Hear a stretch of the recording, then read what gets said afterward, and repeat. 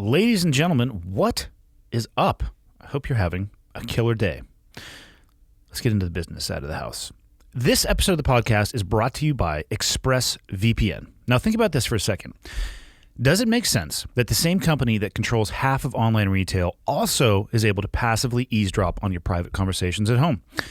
Or what about the idea that a single company controls 90% of internet searches, runs your email service, and gets to track everything you do on your smartphone? Big tech is more powerful than most countries are, and they profit by exploiting your personal data. It's time to put a layer of protection between you and your online activity and these tech juggernauts. And that's why I personally use ExpressVPN. Think about this. I mean, how much of your life is on the internet? Every site you visit, every video you watch, or message you send, it gets tracked in data mines. But if you run ExpressVPN on your device, the software hides your IP address, something big tech can use to personally identify you. So ExpressVPN makes your activity harder to trace and sell to advertisers. What I like most about the ExpressVPN is that it's completely simple and easy to use. You download the app, you pick your location, you swipe, and boom, you're off and running. So stop handing over your personal data to big tech monopolies that mine your activity and sells your information. Protect yourself with the VPN I trust to keep myself safe online. Visit expressvpn.com/clearedhot. That is expressvpn.com/clearedhot to get 3 extra months for free. Go to expressvpn.com/clearedhot right now to learn more. This episode is also brought to you by Manscaped, the best in men's below-the-waist grooming. It's 2021. There's no reason you should be walking around with your twig and berries looking like Chewbacca. You have the ability to create and craft a home dong salon, okay? What am I talking about here? Well, let's start with the equipment. The Lawnmower 3.0 has proprietary advanced skin-safe technology, so this trimmer reduces cuts on your nuts. It's waterproof. You can take it in the shower if you want to. And it comes inside of their brand new Perfect Package 3.0, which makes for the perfect gift anytime for any special person in your life. It's literally everything you need to keep trimmed, cut-free, and smelling nice below the waist. Do not use the trimmer you use on your face on your balls. It's just gross. Also in the Perfect Package 3.0, there's a little bit of a crop preserver, which is an anti-chafing deodorant and moisturizer. And it comes with the crop reviver that keeps your balls from sweating, smelling, and sticking. Nobody wants that. Literally, nobody wants that. Stop messing around. Launch yourself into the 21st century and get 20% off plus free shipping with the code ClearedHot at manscaped.com. Your balls will thank you, and anybody who handles your balls will probably thank you as well. 20% off and free shipping with the code ClearedHot at manscaped.com. That's 20% off with free shipping at manscaped.com and use the code ClearedHot. This episode is also brought to you by Relief Band. I can't speak for anybody else, but the feeling of being nauseous, it's one of my least favorite. Whether that's from being seasick, which is probably the worst I've ever had it, to car sick, not paying attention, trying to read a book, motion sickness, fill in the blank. It's the worst. And what I didn't realize is that 1 out of 3 Americans, they actually regularly suffer from nausea. If that's you, then you've got to check out Relief Band. Relief Band is the #1 FDA-cleared anti-nausea wristband that has clinically been proven to quickly relieve and effectively prevent nausea and vomiting associated with motion sickness, anxiety, migraines, hangovers, morning sickness, chemotherapy, and much more. It's 100% drug-free, it's non-drowsy, and it provides all-natural, long-lasting relief with 0 side effects for as long as you need it to. You may ask yourself, well, how does it work? Well, it stimulates a nerve in the wrist that travels to the part of the brain that controls nausea. Then it blocks the signal your brain is sending to your stomach telling you that you are sick. Maybe you don't personally suffer from bouts of nausea, but if you know someone that does, Relief Band might make an incredible gift for them. It could be a life changer. If you suffer from hangovers, anxiety, car sickness, seasickness, pregnancy, you need to check out Relief Band. It could be a game changer for you. And as the world's opening back up, you don't want to let the fear of nausea keep you on the sidelines. So right now, Relief Band has an exclusive offer just for the listeners of the podcast. If you go to reliefband.com and use the promo code ClearedHot, you're going to receive 20% off plus free shipping and a no questions asked 30-day money-back guarantee. So head over to reliefband.com and use the promo code cleared hot for 20% off plus free shipping. Last, but certainly not least, this episode of the podcast is brought to you by Omax Health. Now, I just talked about nausea. Let's talk a little bit about chronic pain. It's the worst. It's more than a feeling of discomfort. It can affect basically everything in your life. I'm sure people listening right now have dealt with some type of pain that has prevented them from relaxing or sleeping or stopped them from exercising. I certainly have. I participate in jiu-jitsu 5 days out of the week, and trust me, there's some bumps and bruises. Like right now, my neck is a little bit tweaked. Enter Omax Health. If you're looking to get rid of nagging muscle and joint pain immediately while providing long-lasting recovery, then you need to try the natural breakthrough pain relief solution CryoFreeze CBD Roll-On developed by Omax Health. I put this stuff on my neck about 5 minutes ago. This non-prescription triple-action pain relief roll-on is specifically formulated to block pain receptors, reduce inflammation, and improve muscle and joint flexibility. The best part is it's 100% natural. CBD-powered remedy works its magic within 10 minutes of application, and the relief can last for up to 8 hours, much longer than over-the-counter products. Omax Health is offering listeners to the podcast 20% off of a full bottle of CryoFreeze CBD Pain Relief Roll-On, and that discount also applies towards any product site-wide. Just go to omaxhealth.com today and enter the code ClearedHot. That is omaxhealth.com and enter the code ClearedHot to get 20% off CryoFreeze site-wide. Anybody can benefit from this stuff, whether you're an athlete or it's your grandmother. If you have pain that won't go away, then you qualify for Omax CryoFreeze. You simply roll it over where it hurts and you ice out the pain. No messy creams, no horrible fragrance, and it works within 10 minutes of application. It's going to improve your physical training, recovery, and performance. So again, go to omaxhealth.com and enter the code ClearedHot to get 20% off CryoFreeze and everything site-wise. I'm telling you, this product works. It's the real deal. I literally put it on less than 10 minutes ago. omaxhealth.com and enter the code ClearedHot to get 20% off site-wide. And that's it on the business side of the house for today. My guest today is Rory Mckernan, and I actually don't know how to describe him. He's a Renaissance man. He's a deep thinker, and I met him when I was working for CrossFit. That's how we began our journey through life together, is how I'll describe it. I love his background, the diversity of who he is and where he came from working in Alaska to living in Jackson Hole to starting to work for CrossFit. And if you've paid attention at all to the CrossFit Games over the past 10 years, you'll likely recognize him if you watch the video as opposed to just the audio only, because he was one of the main faces of the broadcast.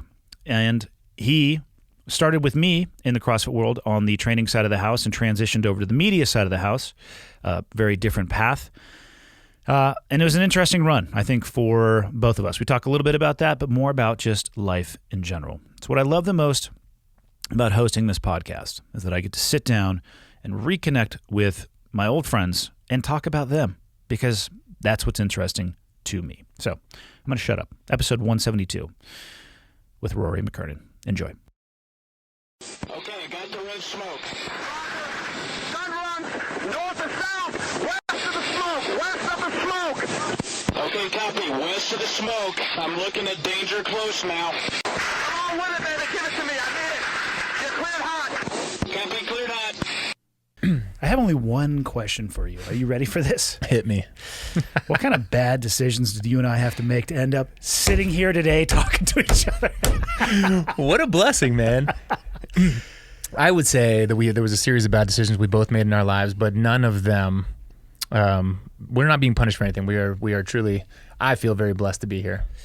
I do feel lucky. I think I've actually spent a lot of time in my life looking in the rear view mirror, and I'm actively trying to stop doing that and try to focus on what's coming as opposed to perhaps ruminating over what happened in the past. You know what I'm saying? Yeah. Well, it's funny. I've noticed this with most guests that you have. You don't take compliments well. You're a humble man, and I appreciate it, but you don't take compliments well. How much time do you have? Because we could go alphabetical or sequential on the dumb shit that I have done in my life. Look at you. You're like, look, you're good at deflecting. Where do you want to start? You're as good at deflecting compliments as you are at jiu-jitsu, which is okay. Hold on, I'm thinking about it. I know there's an insult in there somewhere. I'm trying to find it. No, it's not. It's another compliment. No, man, I think that what I'll say as we get kicked off is like just to see the level of, happiness passion you've got, what this has turned into. I'm so happy for you. And I think it's completely well deserved. Sitting on your back porch both last night and this morning. Until dark last night, you were out there. Dude, you could have to drag me out of there if it wasn't for the samurai show that we watched. It's true. But, I mean, that's a conversation in of itself. Savages. Tell me though, did you retain any of it? All I know is that a bunch of dudes wanted to kill each other and take over Japan. So what I retained is that at the end of the battle, the warlords would have the severed heads presented to them after having been washed and make-upped. I don't know if that's the correct... Made up. Dressed up? Made up with makeup. What?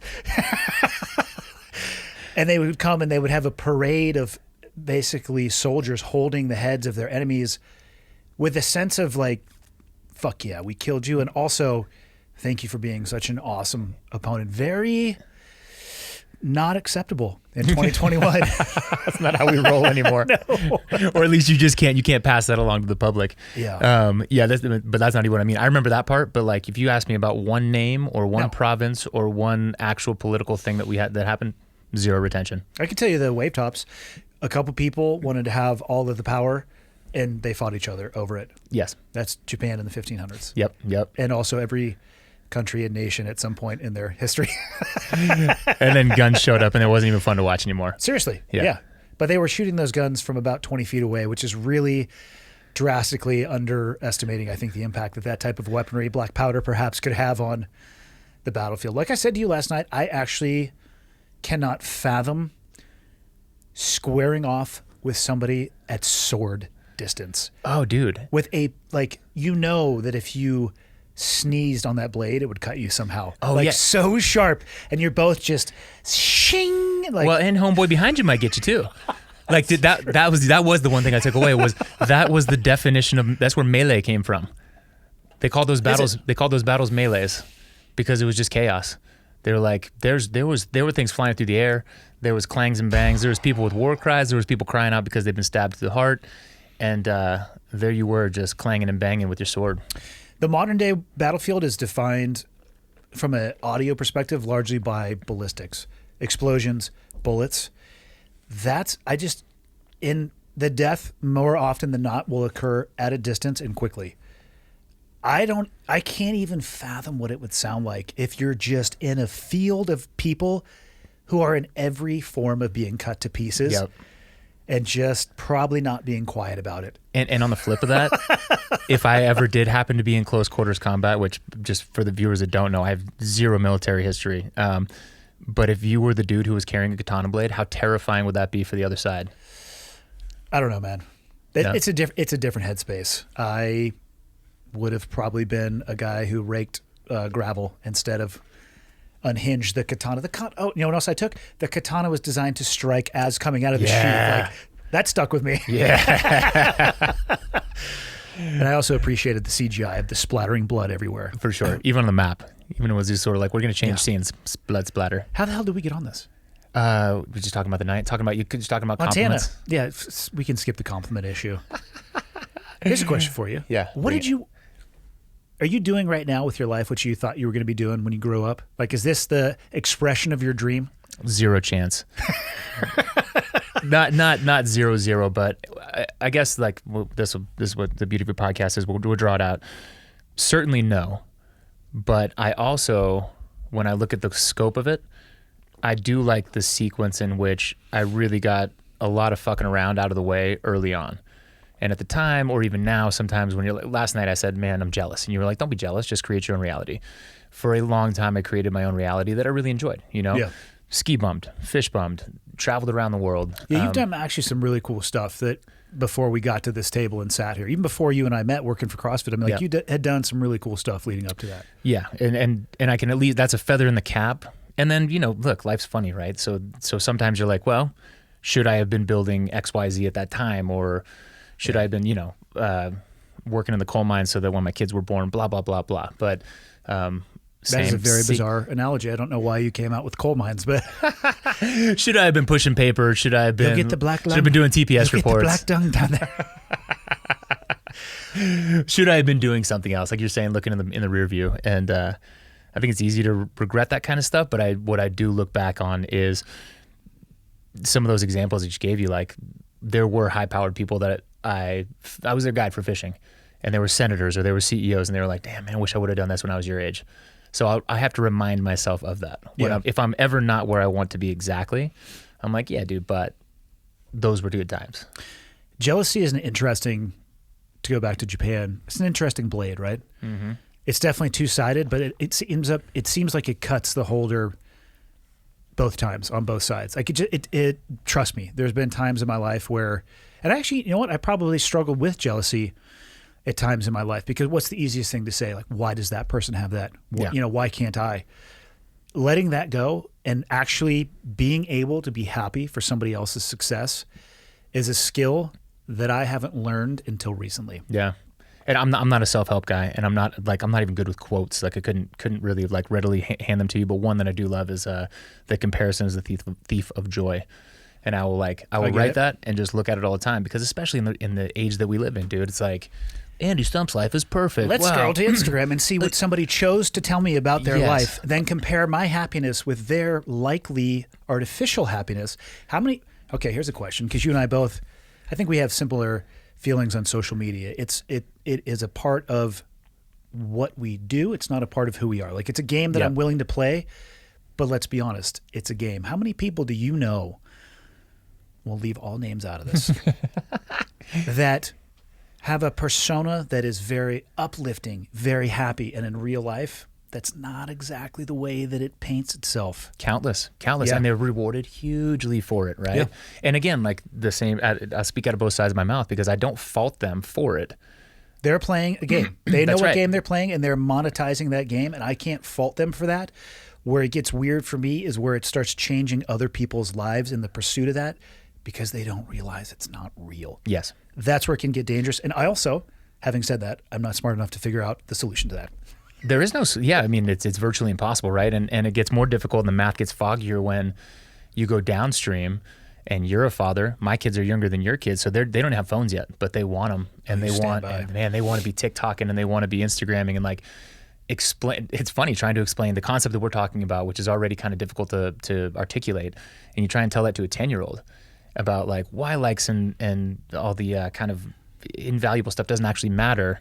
And what does matter, but all that they can see is what's in front of them, right? So all three of my kids have cell phones. Like I said, I'm a touch ahead of you. And social media, obviously. Yes. Yeah.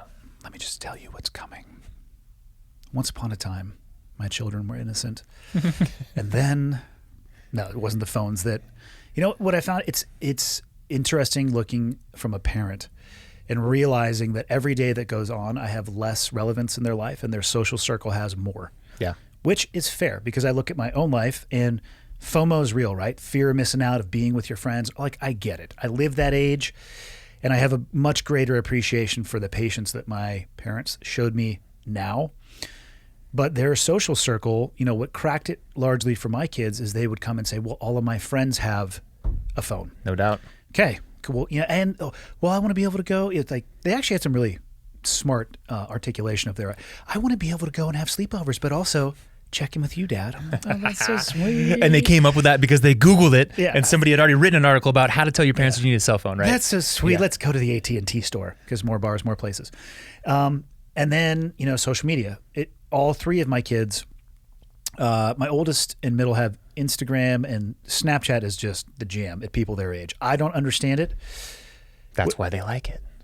There's an essence of that for sure. Yeah. But we did the same thing with our parents. Yeah. Whatever communication medium there is, we will find a way around that as people in that age, and that's okay, because when they have their own children, they can suffer. And I'll say yes, but dude, yes, but. But that's how they came to me. Yeah. You know, my friends have Snapchat.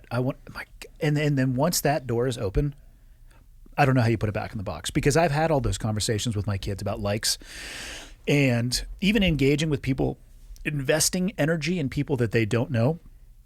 Because on social media, what I've noticed, sometimes even with myself, but specifically with my kids, they will accept the positive feedback. Let's say you get 100 comments, 99 are positive, 1 is negative. They will focus almost all of the energy on responding to the negative. And I fall for this sometimes too. Oh, of like course. you want to dive in on the negative, and you're like, why am I giving this more credence than the other 99 that were positive? Yes. And I have to remind myself of that. I've had those conversations with my kids. but it still hooks them.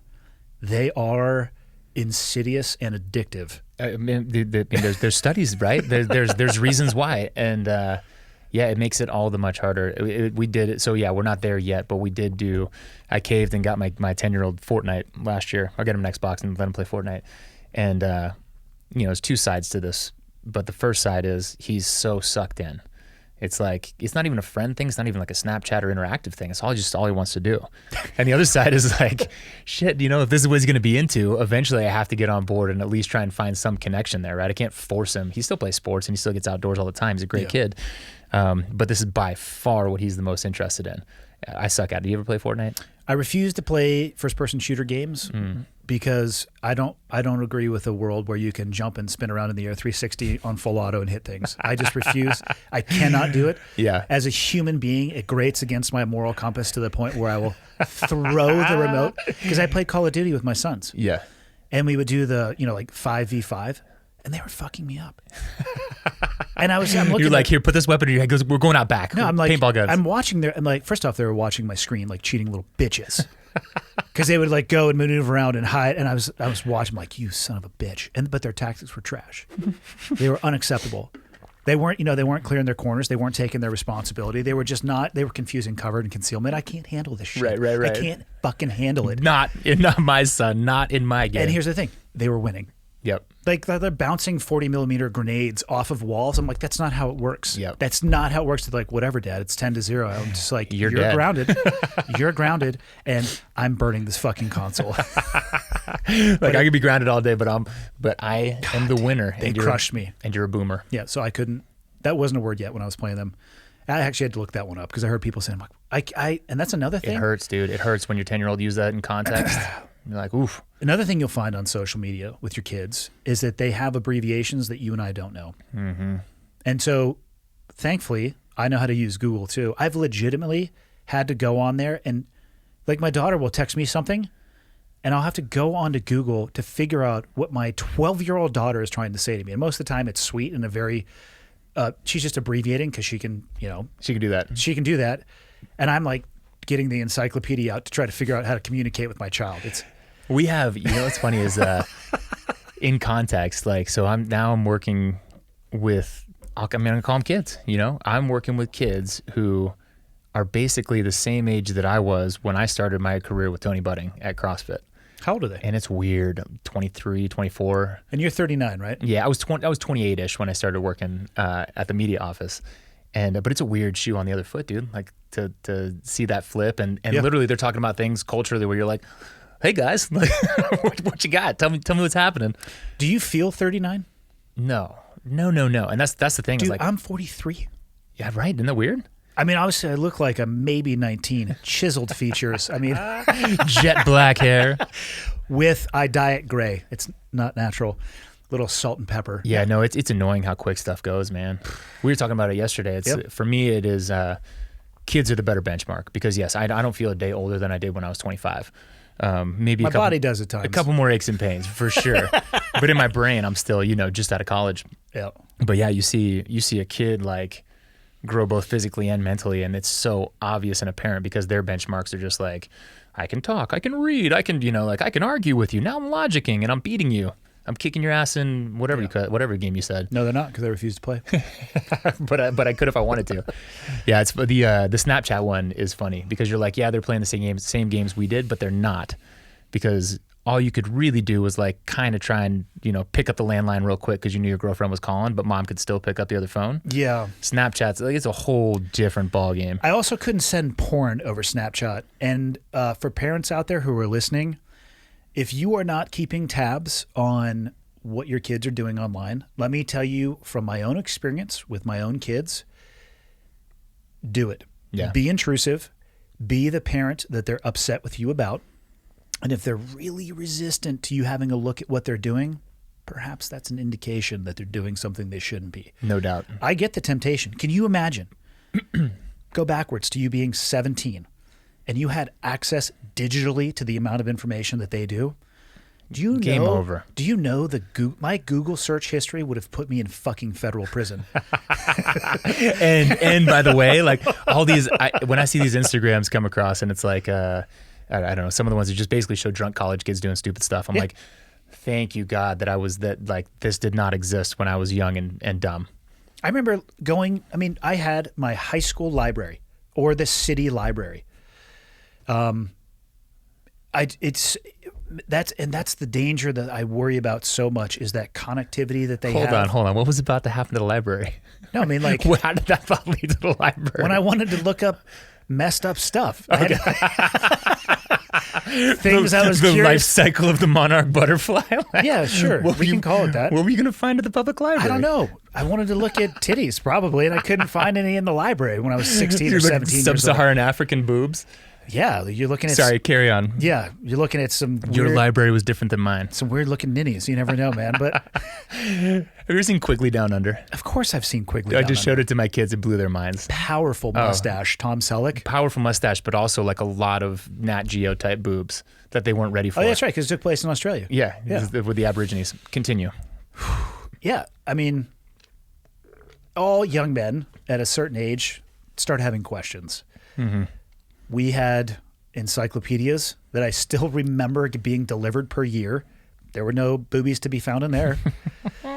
Not even under boobies. Even under boobies. I remember couldn't find them. There's, you could go to the hotels when we would travel and you'd get like 30 seconds of the super soft core before it's shredded out. So of course you'd like change the channel and come back hypothetically. But like, and now it's a terrifying 15 keystrokes away. It terrifies me. And then one can beget another, and then you can start interacting with people. I had this episode will come out after I had the CEO of the Deliver Fund on. We were talking about it, and he talked about a specific case where somebody, young man, I believe, I apologize, Nick, if I'm messing up the details on this, young man was targeted on a console. He didn't tell me whether it was Xbox or PlayStation due to the legalities, I'm assuming, with that organization. Started off in a chat room, probably similar to, I can match this story. And this is the thing, right? Yep. So Fortnite or fill in the blank, they all had that connection. Started with befriending. And then I forget the term that he used. It might have been conditioning.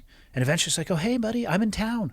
But before that was like, where do you live? The slow solicitation of information. Oh, I'm at the end of the street with my dad. They found the kid's cell phone in his driveway. And within 24 hours, he was 3 states away. And they were able to get the kid back. But that's the shit that keeps me up at night. And that's what worries me. Like, that's terrifying. Yeah, I could go find some sub-Saharan boobies if I wanted to when I was 16 or 17. My kids are a touch away from a website that could connect them with people that want to do nothing other than things that I would like to skin them alive with a potato peeler for. Or a game. Correct. And by the way, this is hilarious because we're talking about like, man, isn't it funny to get old? We sound like a couple of old men, but the struggle is real. But yeah, like with, I guess, I don't know the legalities, but the shit's real. In Fortnite, right? Like they do a great job of parental controls, but your kid, of course, wants like, hey, if I don't have access to this, they don't have access to this. And if I can't chat, well, then I can't talk to my buddies and like all that kind of stuff. And I consider myself to be fairly tech savvy, but I can imagine for parents who have they're just like, I don't know what this means. Just do whatever. You do it. You set up the password. They just give them free reign. So again, parents, listen to what I'm about to say. I'm gonna tell you a true story, but I'm gonna leave out some details. There is a after-school activity that has a bus, not a bus. It's a van that can pick the kids up and it collects them and it takes them to a place and they do this activity together. One of the kids broke down and came to their parent because what was one of the other children doing on there? Looking at boobies. Legitimately, this young man was looking at boobies in the back of the van and sharing it with others. There was every single parental lock on that phone. But between this child, who was not even a teenager yet, and his friends, they figured out websites that they could navigate to through the native app, the Safari, I believe it was an iPhone, so the Safari app.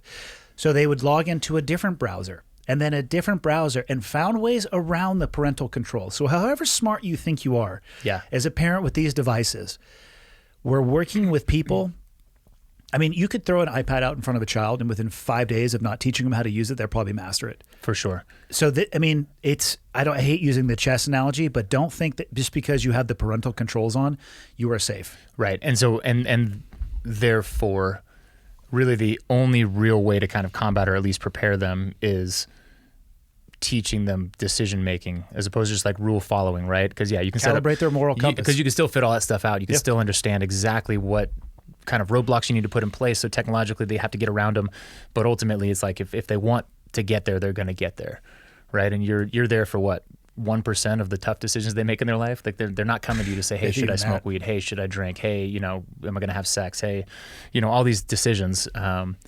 So yeah, man, I don't have the answers on how to arm them, but damn, I'm trying to figure it out. I think the best thing you can do is help. I don't think you can create a human being, but I think you can help try to craft a human being. Mm-hmm. Even at a young age, the best thing I think you can do at a young age is be an example, because your kids are super malleable and they want to mimic your behavior. So how you speak to other human beings with respect and integrity, how you behave in relationships, whether professional or personal. And then, I mean, my theory is to be open and honest. I talk with my kids about my mistakes, and I'm of the belief that I can't change their mind, but I might be able to present them with information where they can change it on their own, especially at the age that mine are right now. Even my daughter, who is at 12, I mean, she spends more time with her teachers and friends than either her mother or I. The reality is they are a greater influence on her now, and that will be the case for the rest of her life. So the best thing that I can do is try to be a reference and resource and say, hey, maybe you can consider this. And if she makes decisions, well, maybe not her yet at this age, but like my oldest, who's going to be 18 this year. Yeah. It's like, hey, man, okay, you want to be a man. Like, you're a man in the eyes of the law now. I can't do this for you. I wouldn't do it even if I could, because I don't think it prepares you for life. Consider these things, and hopefully you can change your own mind based on this information. If you choose not to, I mean, shit. I think that's all you can do is be that best example. Yeah, and there's certain things that cannot be learned without, like, I touched the stove and found out that it was hot, right? Like you have to have the experiential stuff. But I think we were talking about my buddy Jim Hensel, who does the Mayhem Mindset stuff, and what I like about his course in particular is that it helps you through a series of challenges to actually kind of write a code and the values. So for some people, I think this comes naturally, or perhaps like they've done some hard thinking, they read the right books. But I'm trying to impart it with my kids is to be like, give them actual language of what they do want to be, like aspirationally, and then constantly cross-reference that with like, did my actions represent what I said that I wanted to be? Yeah. And time will tell, right? Like you're almost a decade ahead of me. Yeah, and I tell you what, it's interesting having kids my age, and I remember having kids your age and younger. So it's like when they're first out of the box, it's very time consuming, but they really want mom more than dad, because mom has everything that they need and dad's a blurry blob in their eyes probably. Yep. And you don't get a lot of sleep because it requires constant attention. And then as the kids get older, you can start doing cool stuff with them and activities, but then you have issues with friends, but they're not really driving drunk issues with friends or smoking weed issues with friends. Right. And then they get to an age where now they're connected to the rest of the world and God knows what they're up to. And I think I lose just the same amount of sleep, but the problems are so much more complex. No doubt. So I think the problems are exactly the same. If people are looking for this matrix of it's very hard at the beginning and tapers its way off, no.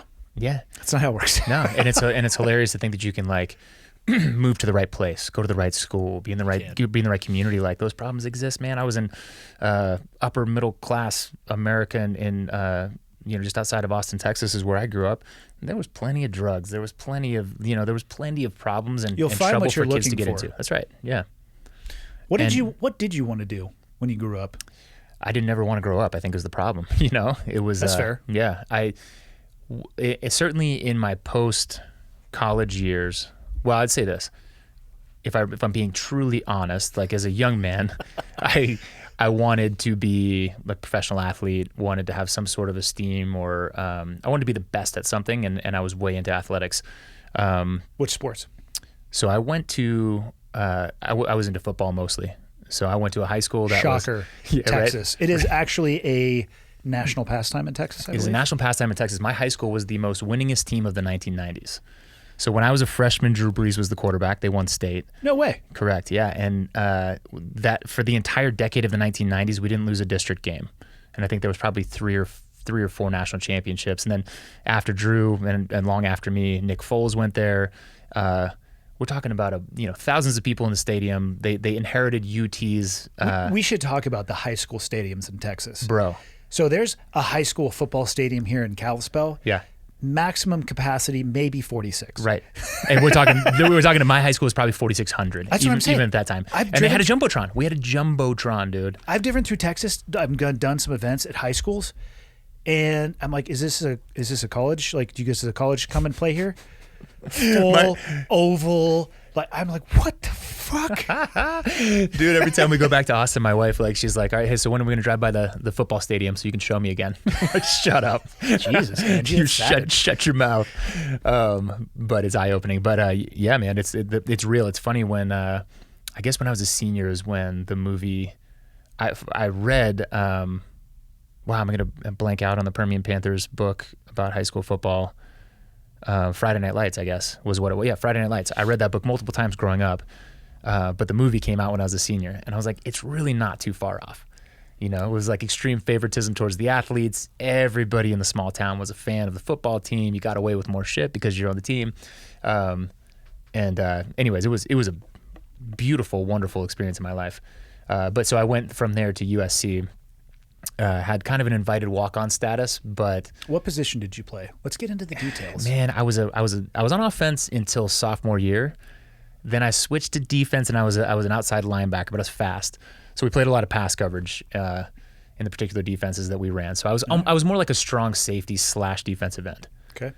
And so yeah. Anyways, when I went to SC, I very quickly decided that I was not ready. I didn't have the mindset for a walk-on. Just have to admit that openly. Whether I regret it or not, I can't tell you, but it was the years that it was like the Reggie Bush, Matt Leinart years. So I would have had like 2 championship rings on my hand, even if I sat on the bench. So it would have been a good time, but wasn't willing to take the lumps. But football, that's a long answer to say that football was my sport. And I think early on, like, yeah, that was a dream of mine. But to take it all the way, we're talking NFL. Sure. Yeah, absolutely. Or as far as you could. As far as you could. Probably CFL for you, but it's fine. That probably would have been fine, I still think about it, actually.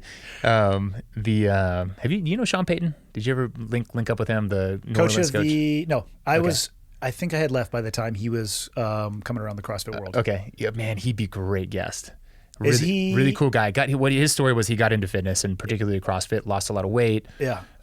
Changed his life, and I was lucky enough to cross paths with him, but good dude. But I keep telling myself, I'm like, hey, dude, you're a pretty good kicker. Like, maybe get back with Sean Payton. You can still be a kicker.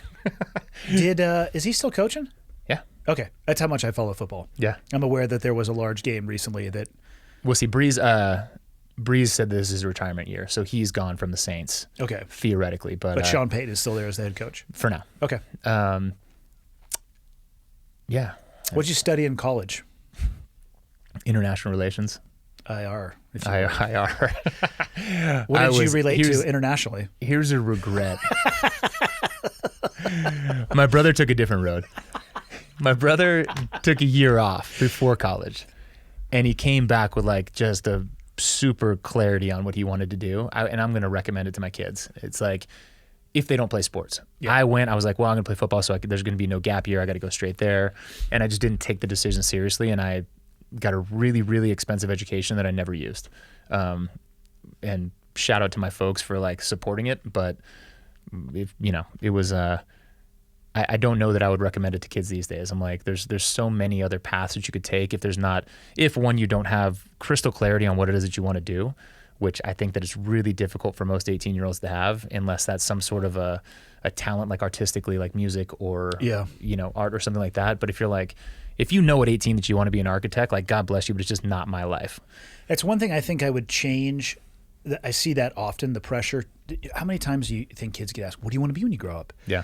And I think that's a fine question as long as there's not pressure associated with it. I look back at myself. Actually, somebody asked me this question. I think I talked about it briefly on one of the Friday episodes. For young, there's people who know what they want to do and who are driven, and there's people who it takes time. I would remove this stopwatch between the day you were born until the day you have to figure out what it is you want to do for a living. I knew what I wanted to do for my first job. And since that job, I'm kind of navigating the ocean or river as it comes along. And I think that's okay. It's not necessarily the most secure way to financially live your life or a stable way to financially live your life. But I would rather people take the time to figure out what they're actually passionate about as opposed to like throwing an anchor over the side of a boat and being like, well, this is what I do. And 10 years later being totally unfulfilled. Without a doubt. What did your brother do on his year off? Did he just chill or did he go, I mean, we slinging burgers at Mickey D's? Actually, it's Whataburger down there in Texas, right? He went to Breckenridge, California, and just, man, sowed oats and skied a lot and had a good time. And California or Colorado? Breckenridge, Colorado, yeah. You said California. Did I? You did. Oh, well. I was going to say, I've been to Breckenridge, Colorado. I wasn't aware of one in California. I'm sorry. For the last 2 hours, I was choked out. And that's not true. There's very little oxygen in my brain at the moment. It's only the last 60 minutes. Breckenridge, Colorado. And just had a good time, man. Like, and he also went like a non-traditional. He finished high school like on a self-paced learning. Just school wasn't really his jam in high school and like in the format that it was presented. But like once he went and did those things, and actually, to be fair, we both went, I guess this was post-college. So he did that gap year, came back, knew what he wanted to do, really interested in environmental science, ended up in Hawaii, and just had a great experience educationally. For me, I was like, I went there for the football. I stayed because I was supposed to. I drank a lot, I was probably an alcoholic if I'm being completely honest, and got less out of the experience other than some fantastic friendships, a lot of like lifelong connections, and certainly some learning, but not what you should get if you're paying that much money, which I think that's a whole other topic on like the price of education in the United States. But I probably gained less from the experience than I could have otherwise. My first job after that, I moved straight to Jackson Hole and I worked at Domino's Pizza. You know what I mean? You related internationally. From time to time, there was international clients. Did you come out of college in debt? No, but that's straight blessing from a family that I came out of. Yeah. So I'm assuming a lot of people in your peers or cohorts came out of college in debt. I would assume so. I would assume that if that was, man, USC is a private university, so I would say certainly, but I think that a lot of people would probably make the choice if they were really in dire straits financially. Either they got the assistance they needed or they would choose a different college. Yeah, again, this is another one where I'm not smart enough to know the solution on, but my snap judgment of people at that age, their early 20s, coming out of a higher education architecture or facility with substantial debt, I can't think of a worse way to launch your adult years. And I do know some people who got eaten up and chewed up by what I'm going to call the predatory lending associated with education. Oh, how much do you need? 0% for the rest of your life? No problem. They make the minimum monthlies and they're not even paying the VIG. Yep. It's like, what are we doing here? Yep. So I'm not smart. I don't think, well, I'm not gonna say I don't think. I don't know if education should be free there should be the opportunity perhaps if you want to pay to go to a more prestigious or more detailed school, sure. But I wish we could find a way to really educate people and not settle them with that incredible debt. It's one of the things I feel fortunate about, going into the Navy. I would say I got a different type of education, but they paid me for it. I guess I was in debt in the amount of time that I was going to serve, but I didn't have this monthly payment guillotine hanging over my head for decades after you're done. Yeah, and it's funny, as a always, I don't know what you call this, lifelong civilian, no military service, I wish that I would have had influences on my life. My grandfather was a World War II Marine, and he was gung-ho and very adamant about military service, but he didn't explain why other than, rah-rah, it's great. In terms of like discipline and character building and all those kind of things. But I wish I would have had more access to, it wasn't until I started working for CrossFit and I met people like you where I was like, wow, that's a legit, not just from like a go shoot 'em up, bang, bang, like what an adventure, but also like, yeah, this is actually a lifestyle that you could learn from and you could actually thrive from beyond just the military service years. Does that make sense? It does. It does for sure. How did we meet in the CrossFit world? My first exposure to you. Fuck. Well, no good story starts this way. You must have been, I'm certain that you were you were instructing at Buds at the time. What year? 2008, 2008 maybe? That's yeah. right, when I was doing that. Okay, so you were running Coronado, CrossFit Coronado. Your reputation preceded you, and I was a young coach in North County, San Diego, just surfing and having a good time. Just finished my last summer in Alaska. Weren't you hanging out with the old SEAL Fit crew? Correct. Yes, it's all coming back together. So at the time, Mark Devine was running U.S. CrossFit. So U.S. CrossFit was in Encinitas, California, and a really abbreviated story was that I had been working up in Alaska, drove south with the intention of making it to San Diego, jumping over to Hawaii and meeting a buddy there who we wanted to be helicopter pilots, but civilian route. And so we live in Hawaii and become helicopter pilots. And so what happened was the car broke down, met a young lady, and I ended up as a coach at US CrossFit. And to be fair, fell in love, found passion for coaching and connecting and CrossFit. And one thing led to another. So I got my level 1, and for folks who are your listeners that don't know, there's a credentialing process. But back then, the level 2 was like the gatekeeper. Yep. And this was a coach was going to watch you coach other individuals and grade you upon your ability to basically run a crowd. And it was notorious fail rate in terms of when I'm talking about Buds, like you weren't gonna ring the bell, but it was like you were gonna fail. Because it's hard, right? Like it should be. It was a job interview. It was like you were looking for the best of the best. Well, I found out that you would be one of the instructors, hugely intimidated. Dumbass. Luckily, that was buffered by Bosman. Actually, it's not true. I had a ton of esteem and no personal relationship with Adrian Bosman at the time. And the same could be said for Chris Spieler. So you three were my coaches at CrossFit Coronado. That was my first exposure. Needless to say, I fucking knocked it out of the park. And this is what was hilarious for me. You were hugely gracious during the level 2, very affable, very approachable. And it's like, wow, this is great, man. Great feedback. And so I was invited to do my first seminar for which you were the flow master. And so a young Rory Mckernan shows up, man, shoes tied tight, took a shower. I was there 45 minutes early. And you got there and you wouldn't even look at me and said something to the effect of just like, I'm going to work you like a donkey today. Turned your back and walked away. Or it was something awful, right? Like I probably can't repeat it. And God, man, I just remember the sinking feeling in my stomach, and I was like, "It's gonna be a long weekend." I'm sure it went off well. Yeah, it did. It was great. It was funny though. I worked those. My first 4 seminars were with you as the mentor / flow master, and I think I mentioned this. Like the first one that I didn't have you leading the seminar, I was like, "Hey, wait a minute." This is a little bit more stuffy than I remember it. I beat to my own drum usually.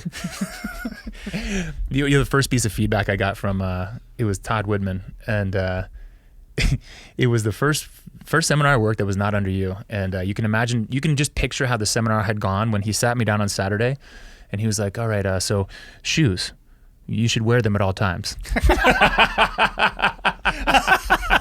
Perfect. And I was like, yeah, but, and he was like, "Hey, listen, this works so much better if you just shut your mouth and listen, and I just talk." And I was like, damn. God, I love Todd. Damn.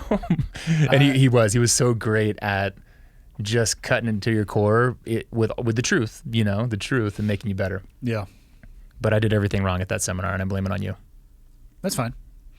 I had a longer career as a flow master than I thought I actually would have, considering that oftentimes I would speak before thinking about the question that was presented to me. I guess that's the polite way to put it. God, we all kind of explored the space at your behest. You remember there was one time when I told a guy, he was trying to explain something to me. I understood what he was trying to say, and I stole from someone else's playbook, and I told him that I would meet him at the end of his paragraph. And you took me aside and you were like, "Hey man, that ain't gonna work. Like that's not your style. Don't do that ever again." And I was like, "Yeah, truth." I remember one seminar, I think it was in like Indianapolis. This guy kept asking me questions about Nicole Carroll, like at the Q&A, and I finally stopped. I'm like, "What's your deal, dude? Are you like in the bushes at night, like looking at her through binoculars, and you want to wear a skin like a leotard? You might have been there for that. The skin suit, yes. And he was just like, I'm like, no more questions for you. Moving on. I heard the skin suit once or twice. I do remember also at a seminar in San Diego, you introduced John Wellborn as a man so badass that he wears a live rattlesnake as a condom. It's true. Yeah, he uses his foreskin to cover Wrigley Field. And the air would inevitably, the air just goes out of the room. 1,000, 2,000, blah, and people just bust it up.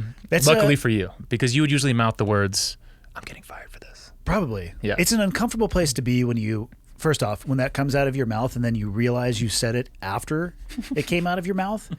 And that vacuum of seconds where you can see people really doing the math on whether or not it was completely socially unacceptable and they need to lodge a complaint or potentially something hilarious. And it was yes to both, but it was you got away with it, man. As soon as I laughed, I'm like, you guys are my people. You got away with it. Like I said, I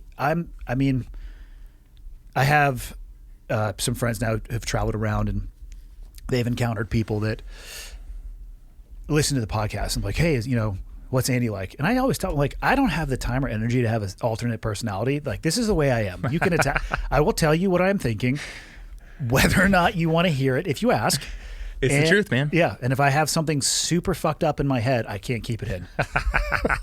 It's the truth. But, and it was, what I loved also was in those, I feel forever lucky that I had those first couple seminars.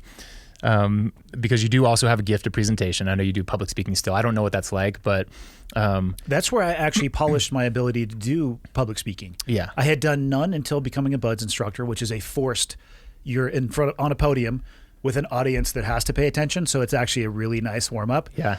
Because if you're like, and now insert laugh, they all go, ha ha ha, because they don't want to get their asses beat. So it's a totally captive audience. It would be like you paying people to come to a comedy show. It's like a sitcom with the canned laughter, Yeah, and if they fall asleep, you get to get a fire hose and just blast them in the face with it. So it's a win-win. So if you ever want to be a public speaker, become a Navy SEAL, then a BUDS instructor, and you'll be fine. That's the first time I ever did any public presentation, other than like mission planning stuff. So I got reps there, and then that's where Dave and I linked up when we were going to a diving supervisor course, which was pretty early on, and I just kind of watched a lot of seminars, and eventually as it grew, as you know, like when I first became a part of CrossFit, Greg was doing every lecture at every seminar. And you know from doing that type of stuff that you are wiped at the end of the day. There's the standing up in front of a crowd, but it's hard to describe if you don't do public speaking. There is a showmanship presentation that requires a lot of energy. Like at the end of those seminars, get into the rental car, it's like, whew, like it's draining. It's not like exhausting, but it's in a different way. It is. It's a different feeling. If you haven't done it, it's. I think it surprises people how drained you can be. But I went from that crowd to watching, to the standard progression, the movement stuff, like the technique lecture, all that stuff. But I really was able to cut my teeth on standing up in front of a crowd and truly broke my fear of speaking in public in between being a BUDS instructor and working for CrossFit. Because it was every weekend. It was every day at work and every weekend. And at some point you realize, oh, hey, like we're all human beings. Like we put our pants on the same way.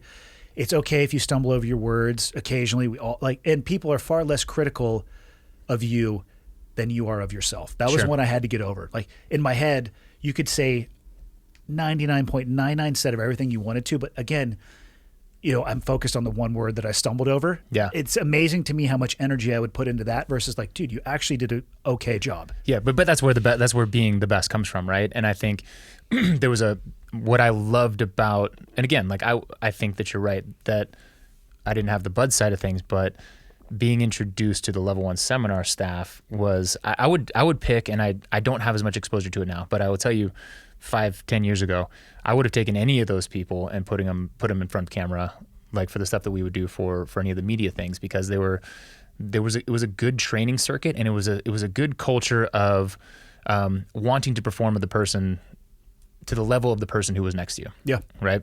So there was a bar that was set very high for sure. Yeah. And back to my original thought was, it was always the what do we used to say? We used to say educate, inspire, entertain in that order. But you would always take that entertainment one and put it just about first, which is my style too. I don't think I meant to though. Again, but that's just who I am. Exactly. That's why I love it, right? Yeah. I'm the same way. It's like I would And maybe it's partially selfish to be like, well, if I get a little bit of a laugh, it's going to loosen me up too, and then we can kind of connect. Yeah. There's nothing worse than sitting there and just having dead eyes staring back at you. Like, okay. Yeah, it's not. Nobody's getting anything out of that. No, because I did have some moments where there was just pure quiet, and then it continued. And I'm like, I'm definitely getting fired. This is not going well. Yeah. Well, you even said, man, you said it once, but yesterday you seemed to backpedal a little bit. You said that you missed your calling as a stand-up comedian. You said that to me once. No, I didn't. Yes, you did. Those words came out of your mouth. No, you're manifesting that shit out in space. I did not say that. You did, dude. The words came out of your mouth, and I think that you should give it a try, man. You got some powerful friends who are in the comedy scene. I would love to see you do at least one set, and I think your viewers would too. Your listeners. How long is a set? I don't know. I probably got a good 60 seconds in me. Dude, start there. All I actually would want to do is make fun of veterans. And I don't know if the world is ready for the things that I have to say, because right now they keep them here. And in my mind, there's like the table here, and then there's the carpeted floor, and about 6 feet under this floor is where I put them. You don't mean that. Oh, I do. Every veteran across the board? No. Okay. But yes. Certain kinds. No, don't get me wrong. It's a huge portion of who I am, and I'll never be able to escape that. But I think the pendulum has swung almost too far. It's a unique job, but it's full of common people largely doing uncommon things in a lot of these career fields. It needs to be more than a free breakfast at Denny's on, Memorial Day or Veterans Day. And I often see people giving veterans a pass when they shouldn't. It's not actually something that is special. It is a unique occupation that you can get some very special experiences by doing, but I still think you should be held to the exact same standard, actually a little bit higher. Give me a no-name example. A no-name example. I know multiple individuals, and I'll use the community of people that I come from, so I can at least speak with a little bit of authority about what I've seen with my own eyes. And that's the Army Infantry. Correct. Yeah. 013 Charlie X-ray, whatever that is. No, it's drinking is culturally, or when I was in, it was part of the community. They would say, "Don't you dare get a DUI. However, kegger in the grinder at noon on Friday." I'm like, okay, how the fuck am I supposed to get home? Because I'm shit-faced now. It's like, don't get a DUI, but let's do an event where drinking is involved. I know of organizations that have a zero tolerance policy when it comes to alcohol-related incidents. That's a term we used in the military. I don't know what the civilian world calls it. But because somebody used to wear a trident, they will go to these civilian organizations and they will have an alcohol-related incident, whether it's an outburst at a community event or a corporate event or a literal interaction with law enforcement, and they don't get fired. Why? Because they used to wear a $3 pin on their left breast pocket that means a lot to a lot of people, more than it actually should. Yeah. It doesn't actually make you special, and it shouldn't provide for you an opportunity to get away with things that other people cannot. Yeah. And this, and I have many examples of things like that where, maybe your resume is you're competing for a job and your resume is far underwhelming in comparison to your peers, but they give it to you because of who you used to be or what you used to do. And I'm not saying that you maybe shouldn't do that, because perhaps there is a occupational skill set that you're going to bring, that life experience, all that stuff. But also, maybe you should go with the most qualified applicant. Mm-hmm. There's examples of that stuff happening. And again, I have nothing but respect for the vet community. I'm sure people get super pissed, but a lot of people don't want to talk about that stuff, and it has to be addressed. Vets are given too much rope, and they shouldn't be. Mm-hmm. And this is not including, and now I'm just fascinated, because clearly there are, at least for combat veterans, some very real shit that goes on mentally that may perpetuate that alcoholism or the behaviors that follow, right? And so I'm not saying they deserve a pass, but is there adequate? It seems from what seems really obvious is like when I hear suicide statistics, or I hear domestic violence, alcoholism, whatever you want to say, that those don't seem like they're being adequately handled. And I guess I'm not saying like that there's a handled pass, by but who? Yeah. Because whose responsibility is it to handle those issues? I don't know. We talked yesterday. You said your meeting to get out of the Navy was 30 minutes long, or what do you mean? I don't have the right answer, by the way. Yeah. I'm just very curious. The military puts more time on your entrance than they do on their exit, for sure. There are a lot of things that I think the military could do better when it comes to military members separating. And I think that that's a continual process that I hope, from what I have heard, they're doing a lot of things now. I actually just had a guy reach out who was going through the Special Forces pipeline. They're doing a ton of cognitive and assessment pre, so they have a better idea of post. Mm-hmm. So they can keep track of cognitive function, traumatic brain injury. That stuff didn't exist when I was going through, because it's going to give them a much more objective metric of what the cost is of that career field. I actually think that they're going to find enough information that they'll stop doing those tests, because the military is not going to want to have liability or culpability of what it takes. Because if they do, like, hey, this is what's going to happen to you, then they're probably going to be on the hook for dealing with it at the end. So yeah, the military, there's not much of a landing pad when you leave. But any issue that you have post-military service is something that you need to handle. Yeah. Post-traumatic stress is a real thing. I have a moderate post-traumatic stress rating from my time in the military. And that, it can be confusing as well, because it expresses in individuals completely differently. Severe, my definition of severe, or what I think severe feels like, might be mild to somebody else. And what somebody else thinks is mild might be severe to me. You know what I mean? So there's a lot of gray area in there, but it doesn't matter. Because from my understanding of the research, almost all of those issues have a solution, but it's not a light switch. It's an incredible amount of reflective time spent talking with a professional. One of the best things people can do is dial in their healthy lifestyle. Sleep is a huge one. Put the fucking bottle down. And I drink, right? I enjoy drinking, but I also manage how I drink. I don't do day after day after day. Like I said, I might burn it down like one day every 2 months, but I love a glass of wine with a nice steak, or at the end of the, but not every night. I don't use it as a crutch. Put that down. Seek that mental health, that whole spectrum of mental health and awareness paired with physical health and awareness. Like that's the foundation to deal with those issues. Nobody can do any of that for you. Yeah. You can have all of the programs in the world. There's about 40,000 service-based organizations that exist to help people who are coming out of the military. What programs exist? But if you don't go register for that program, they're not going to come knock on your door. Right. And if you have issues that express from that, yes. Can you correlate that back to your military service? You can. But whose fault is it that you're not dealing with it head on? Right, right, and it's not a free pass, right? And it's funny. I mean, it's your world. It's your you have more knowledge of that from the experiences that you've lived. But I would have to guess that people in other organizations too see that what do you even call it? Favoritism, privilege, whatever, for like professional sports players or somebody in a power position, right? Oh, you could change the titles around. This stuff still exists. And anytime that exists in an organization, that's a long-term recipe for failure. Yeah. It's, anytime you modify the standard because you're looking for fill in the blank, whatever your SEAL or Green Beret or Air Force PJ, whatever it may be, professional athlete, celebrity, anytime that you do that, extend the timeline long enough. And I think you're probably going to have a hiccup that you're not going to enjoy that could have been addressed by maybe just holding the standard to begin with. Mm-hmm, mm-hmm. So, yeah. And I think that's, you've made this point. And again, these are things that I love because I do look through a civilian lens, know most of the people that I've been influenced by or, personally had access to were really good people that's a lot of them through CrossFit.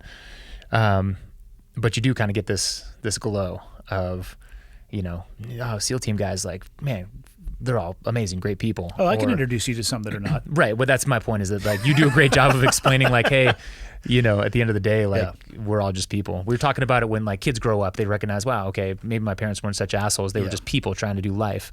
And I want to be clear too, I have nothing but empathy for people who are struggling through those issues. I'll do anything I can to help you, except for do it for you. Right. I can point you in the right direction. I can connect you with people who are specialists or professionals in that area, but you have to do it yourself.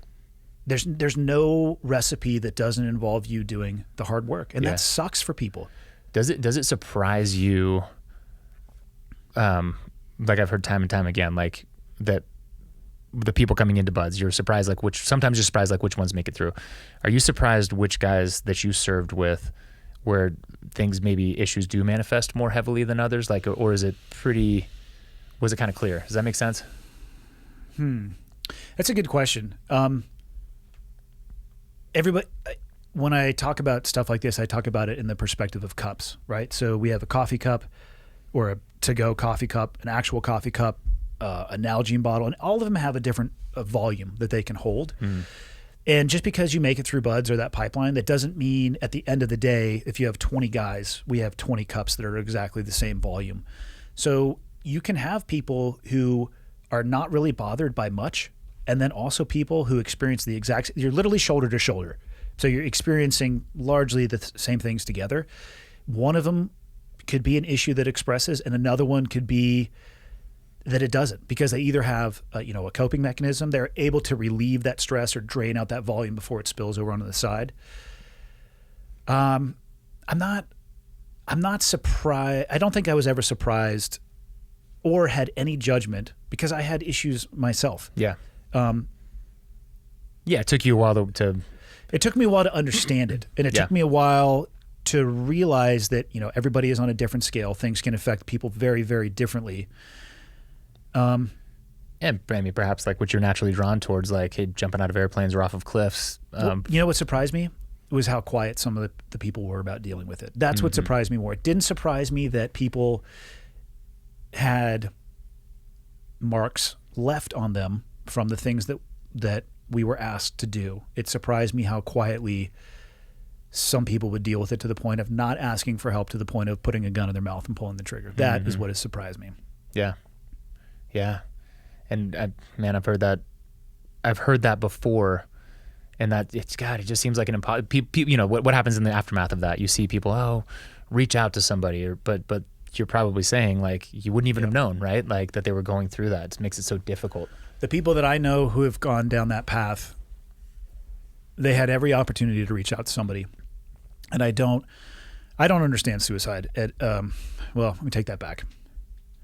I have a better understanding of suicide, or I guess the place that you could arrive at where you think it would be a viable option. I'm not saying that I am suicidal, but I have, I think, a better understanding after the last 20 months of how you could consider that to be an option.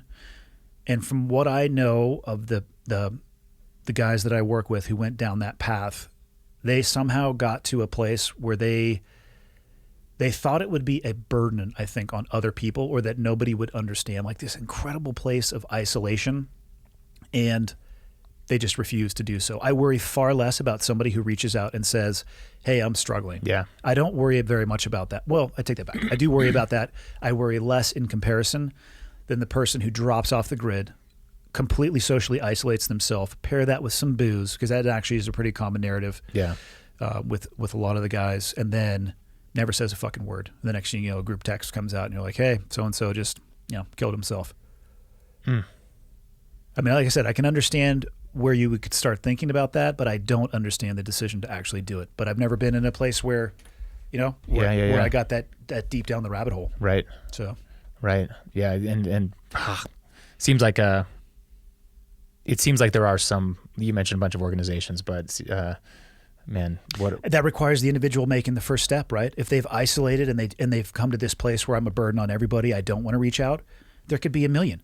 Yeah. They could literally live in an apartment complex, and every single person around them could be a mental health expert that works for a 501c3 designed to help veterans, and they're not going to say anything. Yeah. The only time that those people would know that something was going on is when they heard a gunshot go off. Right.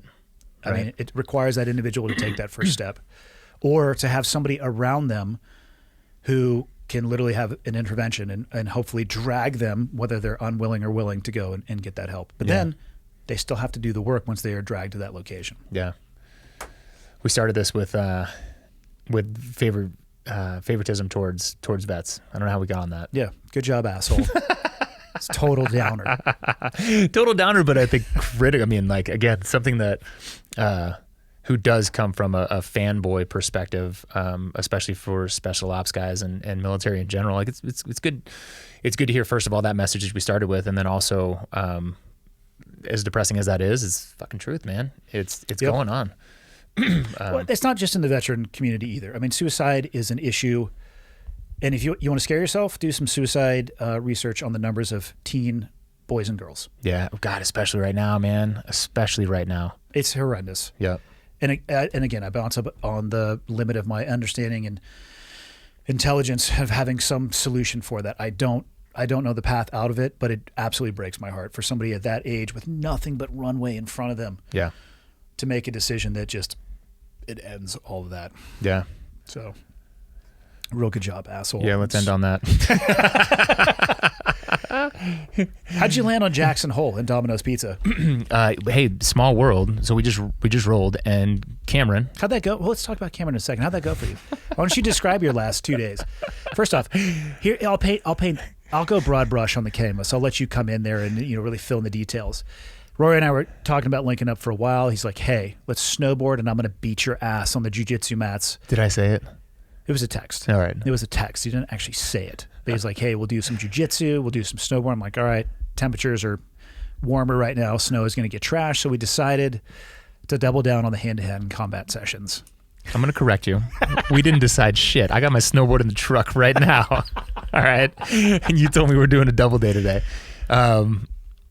I thought about it. We were like, okay, Rory's done jiu-jitsu for 3 years. Maybe 3 years ago. If you put all my jiu-jitsu into one chunk of time, it's maybe 3 months. No way. Oh, you mean like day after day after the total number of training days? Yeah, the total number of training days. Okay. Probably. Hugely inconsistent travel time in between. Anyways.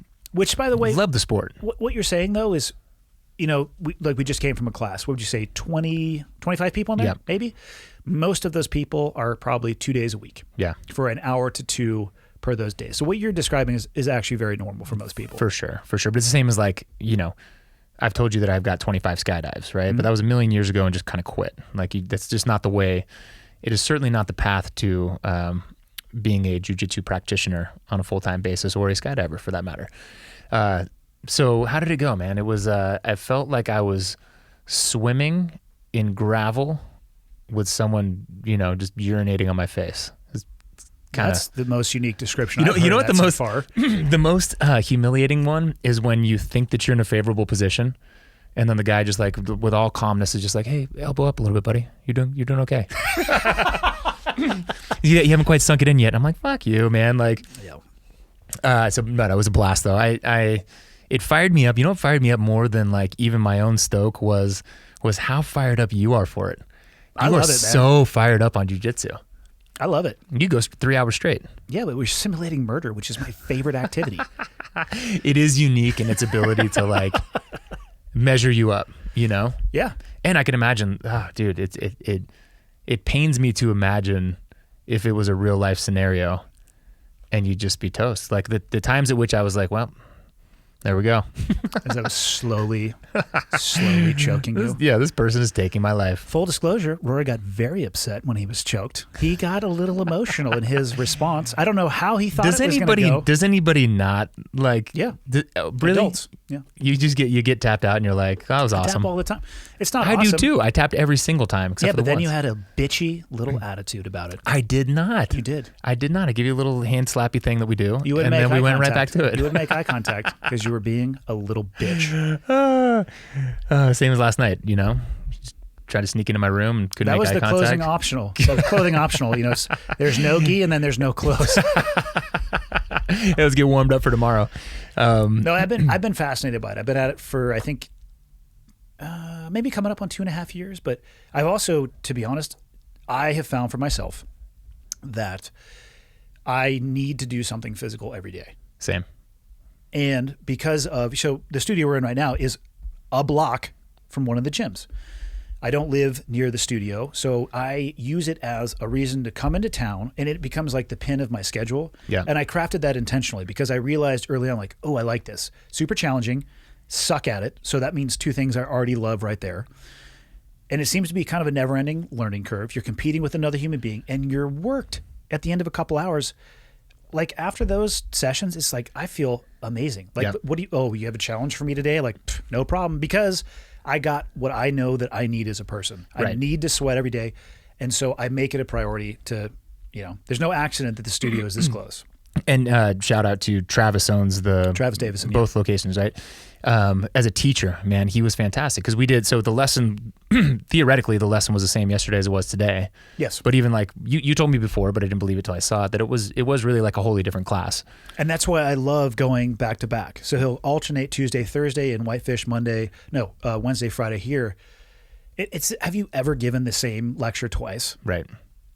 And I think he enjoys it because he gets to, you navigate downstream and maybe one day you go left of the rock or right of the rock.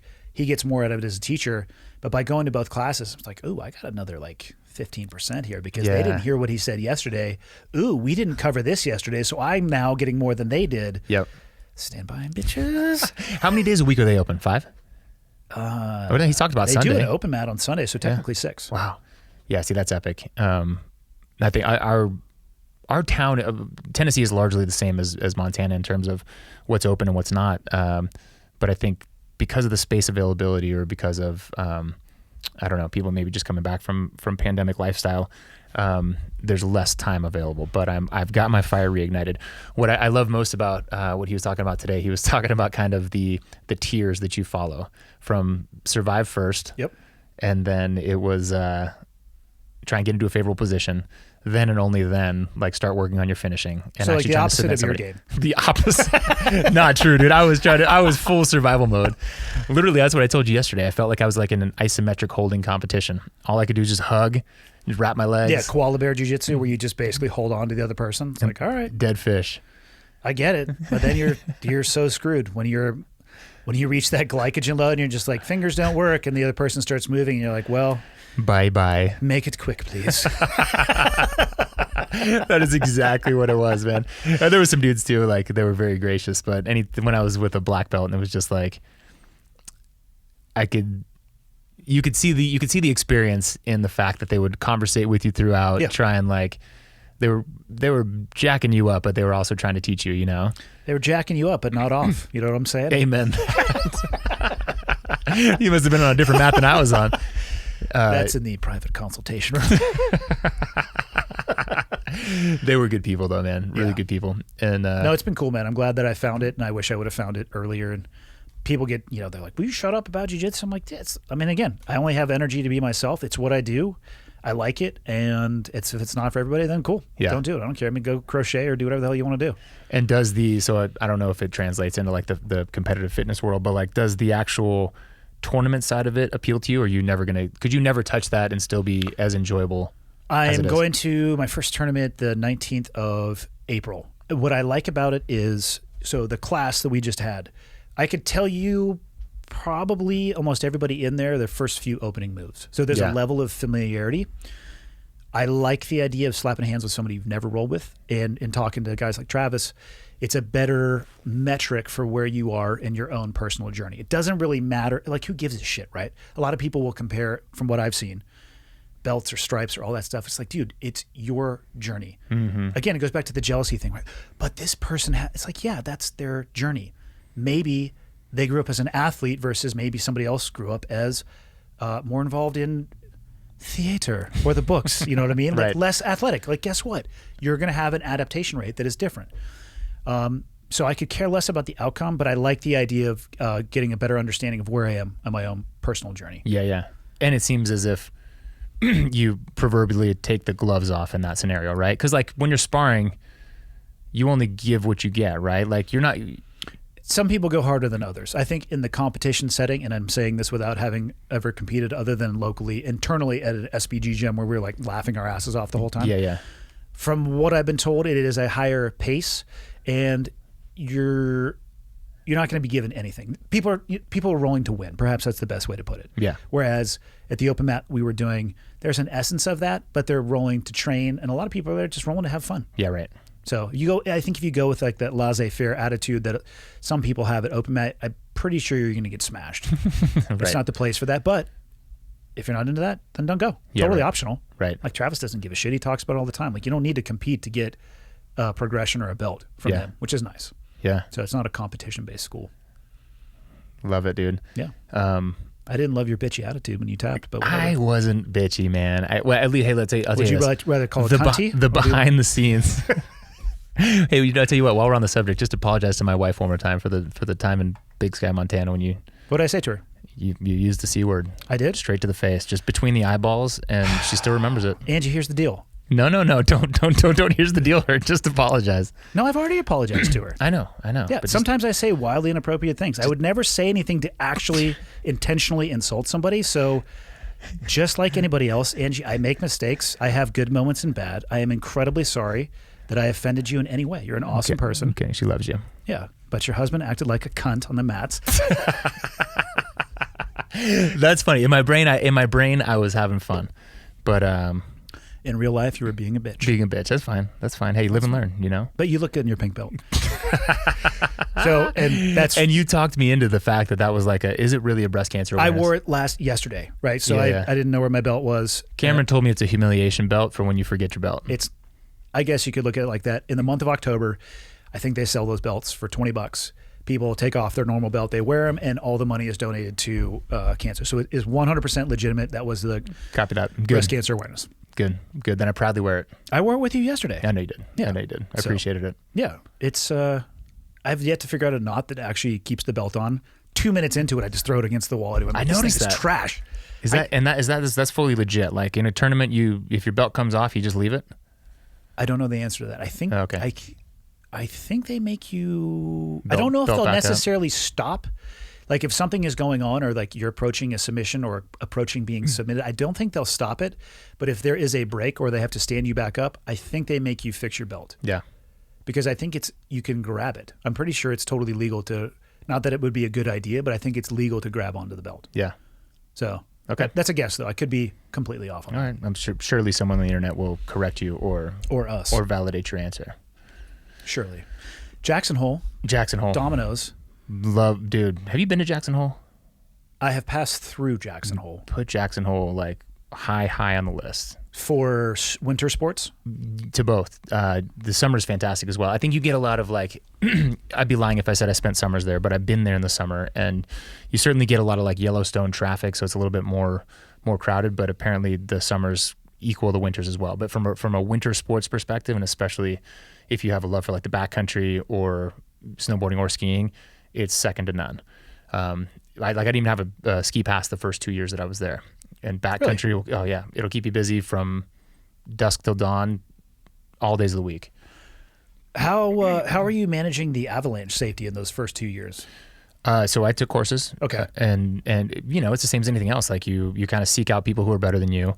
A little bit of mentorship. You try and pay attention to the best of your ability, and then, I think it's funny. Somebody in the class today was like, "Yeah, and he's got this love for education." It's the same.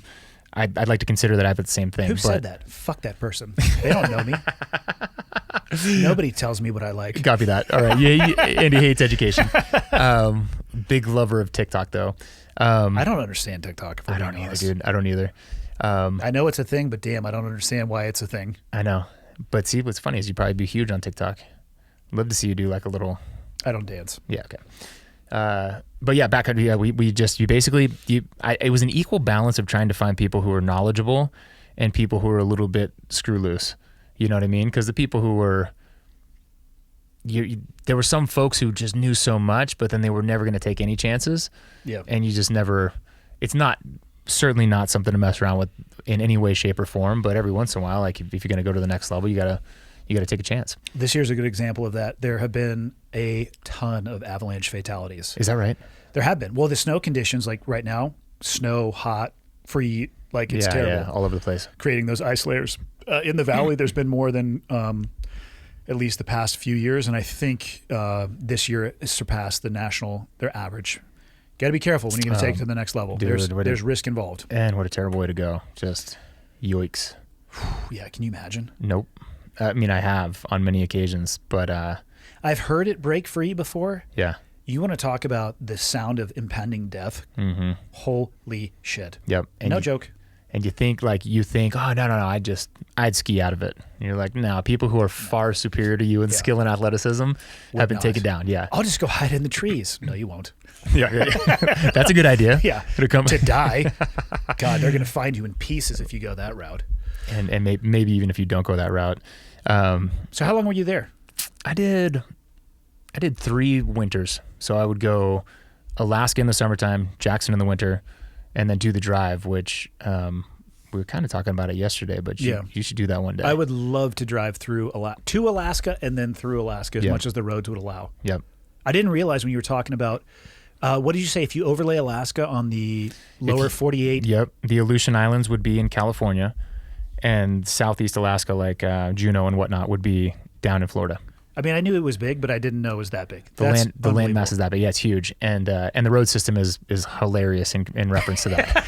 That's why that's what they call the float planes. They call them the pickup trucks of Alaska, because literally you can't get outside of that small road system. You're not going anywhere. Yeah. And what were you doing up in Alaska? So I got lucky, man. I had a buddy he was an Army Ranger, and his dad was part of this group that owned. They owned a lodge, so it wasn't a commercial lodge. I never actually had to be a commercial fisherman, and that's an important distinction. But I worked at this lodge, which was basically this large communication company. They used this lodge in Alaska as their kind of golf course. They'd bring clients out, they'd bring heavy hitters, and then sometimes just send employees out as well. But the first summer I went out just to bang hammers and learn the river, and then they let me guide for 3 seasons after that. That had to have been awesome, dude. I mean. So sitting on your porch last night, same peaceful feeling, but you can imagine there was a generator, and because it was a communications company, like while the generator was on, there was also internet access, which is wholly unique in this part of the world. But when that generator went silent and lights went out, it was a kind of like just peace and quiet and connection with nature that you just don't get anywhere else. One of the things I like the most about where I live is it's so quiet that my ears will ring. Yep. And I didn't realize how much I actually needed that until I got some time there. And then once you realize that you have to have that, like, I'm screwed. Yeah, I mean, people recharge in different ways, right? And I am definitely one of those. You're saying after a public speaking event where you got to go sit in the car, it's like, man, when you can get there.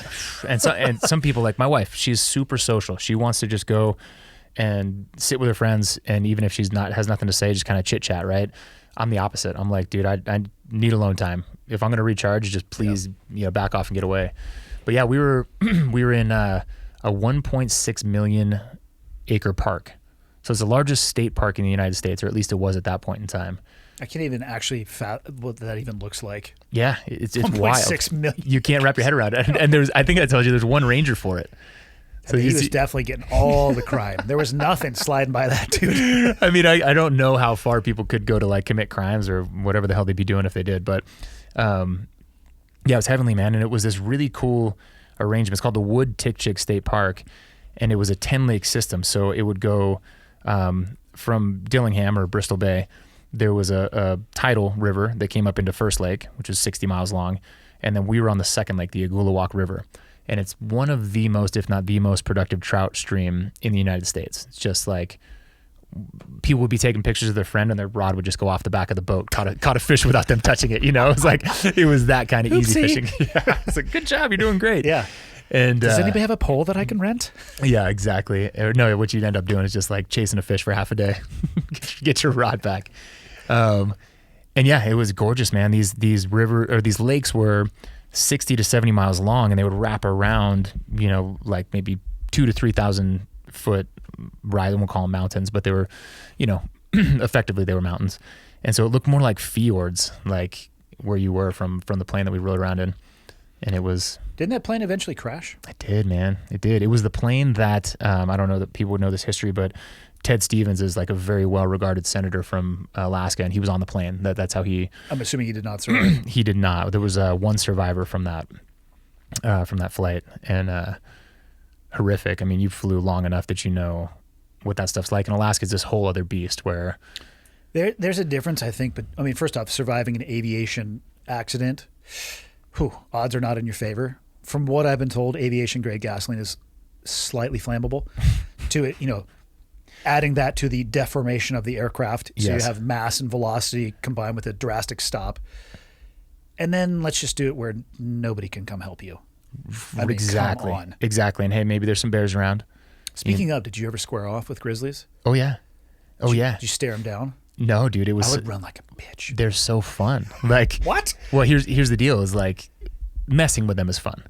because people up there they have zero regard for not zero regard. I shouldn't say that. But a native Alaskan, like remember the Grizzly Man documentary? Yeah, but he got eaten. He got eaten, and it was really, there's a line in the sand between like, oh, poor guy, and Alaskans who are like, you fucking dumbass, like like, what are you thinking? Of course. And what people don't realize is they are gorgeous, amazing, majestic animals, but they're also killing machines and pests, dude. Like they're like pigs. Like if you would leave oil in your boat, they would drink a quart of oil. They would? Oh yeah, dude. They would chew up your gasoline tank.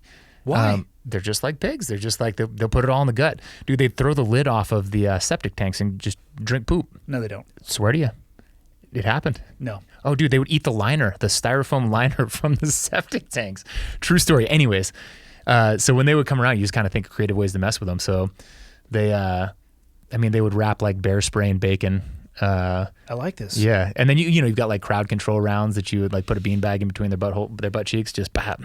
You said butthole. Butthole.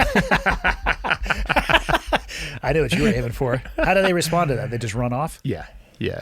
And the idea is obviously like to associate danger with the camp. Yeah. And so there weren't a lot of problems. I actually had a Rottweiler up there for one of the summers, and he would probably one of my favorite breeds actually. Me Rotties too. are amazing. He was a trouble dog, sweet dog, but he was a problem. But he almost lost his life a couple times because he'd chase him for 100 yards, and then they'd be like, "Wait a minute!" I am 18 times the size of turn you. around, square off, and just like paw across the face and barely miss him. I've only seen a grizzly one time in real life, and it was in Canada bow hunting. And let's just say it was immediately apparent who the alpha male was. In that, it just like, did the wind shift here? Like, what is going on? This is no joke. Yeah, we got to take you to Kodiak, man. I've been to Kodiak. That's where our cold weather training facility is. But you were not. You didn't see bears there? No. Okay. So that actually we didn't see a single bear. Really? So that was those bears are legendary. Kodiak Island. Due to being that's where the cold weather facility is. I did a couple trips up there. I did not know that. Yeah. Okay, so these bears are legendary, and that's where I took my son on his first deer hunt this summer, and we had a couple of encounters where it was just like into the frying pan. Game on. Yeah. And the stories are more terrifying, right? Like the guy who was guiding us told us about a story where he had taken down a deer and he was dragging it out, and he had he put a rope around its antlers and was hooked it up over his shoulder and was hauling it out, and before he knew it, like just all of a sudden he fell on his ass. He didn't know why. He turned around, the carcass is gone, like pulled off of the rope, and this bear had just come up, snatched it from 6 feet behind him and taken off. No, I don't want to part of that. No thanks. But yeah, it was, and it was much different with like a 10-year-old next to you, where you're like, oh, for sure, in overdrive protection mode, where you're like, do you get in trouble if you end up shooting one up there? You certainly have to explain it. Okay. There's a lot of explanation that goes I'm into it. assuming you have the right to defend yourself. Obviously, yeah. And there was a couple of occasions where we thought it would come down to it. The guide carried an MP10. Okay. And there was one time in particular, dude. There's a boar came down. He was creeping probably 50 yards from us, just creeping along, looking at us. They put a round at his feet twice, and he literally did not even flinch. So he was just like, he was clearly doing the math and like, all right, there's 6 or 7 of them. No, thank you. Is it worth it? Yeah. No, thank you. Well, and then he crept out. He went back up into the bush, and we waited about 5 minutes, and he looked at us and he's like, well, off you go. We're like, where? I'm not going up there. Are you coming with us with this gun that you have? Exactly. Give me that thing. Yeah. Holy cow. It's not my jam, man. And then there's polar bears that actively will hunt human beings. Bro. And they're more massive than you could ever imagine. I've never seen one in real life. Yeah. On my TV screen, they're about 6 inches tall. So seen him in the zoo, or when you get to. I have seen him in the zoo. Damn it, you're right. In the Alaska airport, they've got one where you're like, wow, like you could dunk a basketball with your nose. Yeah, and then you just imagine that unzipping its, your tent with its teeth, and you're like, the last thing you ever do is get ripped out of your sleeping bag. And it doesn't happen fast. The worst thing that I ever saw was that bear scene from The Revenant. Have you seen that one? I haven't. Dude, you got to watch it. All right. It's that Leonardo DiCaprio show, like, and it's the whole thing is hugely unbelievable, like from that point forward.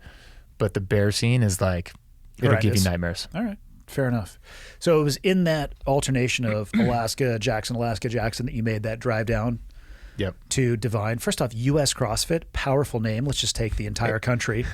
Well, and at the time, I don't know if he still does, but he still owned NavySeals.com as well. He still does. I guarantee you he does. The way that he could monetize that, the number of people who are there by accident who think it's a U.S. military website. Yes. So that pairing was like very fortuitous. Was U.S. CrossFit and NavySeals.com. It was indeed. You had a lot of fun at my expense for that. I did. I can't remember. I cannot count on one hand the amount of times you introduced me to people and said he likes to pretend like he's a Navy SEAL. I did? Yes. I have no recollection of doing that, but I'm super proud of the fact I did. Because there were the SEAL Fit camps. That's right. Remember there was the Kokoro camp or whatever. Kokoro camp, yeah, and they would do kind of like a simulated Hell Week over a weekend. Let me just tell you, I don't know what type of person pays money to be legitimately mistreated. I think listen, I give credit where credit's due. I heard, or I'd like to believe, that there was a lower attrition rate amongst people who had that inoculation, so to speak. I don't know if I'd call it an inoculation. It's probably an exposure, perhaps. Yeah. I mean, it makes sense in my head. It makes sense in my head a little bit too. I mean, you have a better idea of what you're getting into, so therefore you could pack your brain a little bit more effectively. Yeah. Well, sure. I mean, did anybody come to you for mentorship before they would go? And like before you were just waging war on them mentally, you were like, hey, by the way, we're going to wage war on you mentally? No, they knew that going in. They would say, hey, what can I do to be successful? And I would say the recipe is simple, just don't quit. But understand, it's my job to make you quit. And I like my job. Studied my job. Studied the psyche of little bitch asses like you, which I was also one one time. So I also have I got a working experience. Yeah. And I'll see you on the grinder. No, people, you know what I get more often than anything is parents saying, do you think my son could be a SEAL? And the answer is, I have no idea. Right. It really was shocking to look at the students, and if you were throwing darts at them from just a pure physiological what they look like, it's coin toss. I've watched some of the most athletic people I've ever seen in my life, from legitimate D1 careers, just gone in events or evolutions that were not physically strenuous. Yeah. I remember very specifically watching a high level college football player, and there's an evolution in first phase. At least when I was there, they called it the beehive, or that's what it was called when I went through. And I'm sure they've probably changed it since then. But imagine most of the classes are a couple hundred people. They probably top it off at about 200, because what maybe people don't understand is instructor ratio is actually very important. And on many evolutions, depending on the risk involved, the ratio will be 1-to-1. So you have like 5 students going, 5 instructors watching, medical staff, DMOs. It's a robust safety network that's pretty invisible to the students. But so you can't have a class of 500 people, because you can imagine that would take forever. Sure. So you take a class early on in first phase, fully dressed. I think we actually had our boots on. So pants, top, t-shirt underneath, belt, boots, socks, all that. Everybody jumps into the pool. And they kind of spread out. But the instructor staff jumps in, and they start slowly collecting everybody and reducing the space that's around everybody until it makes a nice little beehive, nice and tight. And it's like treading water. And it's Boots on? Boots on, which isn't that hard. It's not that hard. And then it's like, hey, everybody take off their right boot. So now you have limited space. You're probably going to have to go underwater, hold your breath, take your boot off. And what you'll notice is when everybody has a lot of space, there's a lot of courteousness. Right? This is your space, this is my space. Everybody's jammed together. If you go underwater, Ooh. might have to fight your way to the top. Ooh. You might have people who are fucking holding you down because they like the little oxygen coming into, the air coming into their mouth. And then it's the other boot. And the whole time it's pressing and pressing and pressing and pressing. And you literally will see human beings completely go into, I only care about myself, pure survival mode, shoving people down. And I think they had to change it because there was, I believe it was in this evolution, I might be misspeaking, but I'm pretty sure it was this evolution where a student got, he either was pushed under or went under to remove, because you have shorts on actually underneath. So you end up taking off both boots, top, pants, all that stuff. There's a lot of things we asked the students to do, or the first phase staff did, not me. There was a student got trapped under, aspirated, vomited underwater, aspirated, and they weren't able to revive him. So there was a death, which happens there, I'd say probably once every 5 years, something like that. Okay. But the stuff that you see, like, yay team, all I care about is the people that are with me. They run out of space. Goes out pretty quick. It goes out pretty quick for some people. And this dude who probably played sports at the highest level cracked early and just ejected. And then it was interesting to see the impact that person had on everybody else's psyche. It was like ding, ding, ding, ding, ding, ding, ding, ding, to the point where they stopped the evolution. Really? Yeah. It's, people looked at him like, if he can make it, or I should say, if he can't make it, I'm out. Who am I? Yeah. Again, this danger of comparing yourself to somebody else. Yeah. And I remember the first person who quit in my Hell Week was a guy who was, he had been in training for a while. He was a rollback, meaning he had gotten a certain amount farther into training and was rolled back. First guy to go in Hell Week. Started a line of people following him because, again, he was giving everybody advice and tips like, hey, man, this is how you make it through Hell Week. Right. And then he's the first person to go, and people are like, I'm out of here. Yeah. If he can't do it, I can't do it. Yes. And so, of course, I weaponized that. It's fine. It's like, yes. Yes, who are you if he is nobody? What you're thinking is correct. You're right. You Get the hell out. You can't be this cold for this long. This will never end. Oh, man. And so here's the deal. You said who would do a camp like that? Who would pay to put themselves through that? Someone like me, because I missed it. I missed it. You know what I mean? I'm like, You didn't miss anything. You took a different path. took a different path. Because guess what I missed? But still here, College, Jackson Hole, Sure. Alaska, backcountry stuff. Like I got none of that. Yeah. So it's again. And again, yeah, I'm not saying, and you could still do that. I don't know, man. I'm super old. I'll meet you there. I think that I did not do that. You're right. And I don't think that this is like, I don't think that one replaces the other, but I think that everybody wants they want some sort of like ritualistic rite of passage, right? I think military stuff does that for people. I think, but then in an ongoing basis, even if it's just testing yourself, finding out what you're worth, jiu-jitsu is one example. Chad Wright, man, like that guy on a consistent basis, he's just like upping the bar all over the place, right? But Perhaps I'll just run 80 miles today with Right. no stretching involved. But if any of that appeals to you, then like, Yeah, get it. then you probably want to know. I wouldn't even have passed the physical to get into buds. I didn't know at the time, so it wasn't a valid excuse. But so yeah, I don't regret any of that stuff, man. But I do wonder, like, Where I would think you have everybody tripped does. up on the physical? Remember that I had that lung stuff? So here's the deal. I had. I remember you had the lung stuff, but was it present at a younger age? I thought It that was. Oh, It's okay. congenital. Yeah. So nut cancer led to diagnosis of effectively what it's called a pulmonary sequestration, but it was like the whole bottom right third of my right lung was non-functioning lung tissue with like a blood flow that no one else has. Did you feel that? Or like you said, it was through the diagnosis of your initial cancer diagnosis, which that had to have been a hoot. It was a hoot. No, man. I mean, I grew up with asthma. It was funny. I was talking to someone in class about Austin, and I love Austin, man. Gorgeous city, amazing place. But I grew up with tragic asthma, and turns out that it was all allergy stuff because it's got this crazy kind of triumvirate of dust, pollen, and mold. And so it just wasn't the place for me. But I moved to California, lungs opened up, and I felt fine, So like even like before surgery and where I'm at now, like my athletic performance is no different. I could probably hold my breath longer now than I could back then.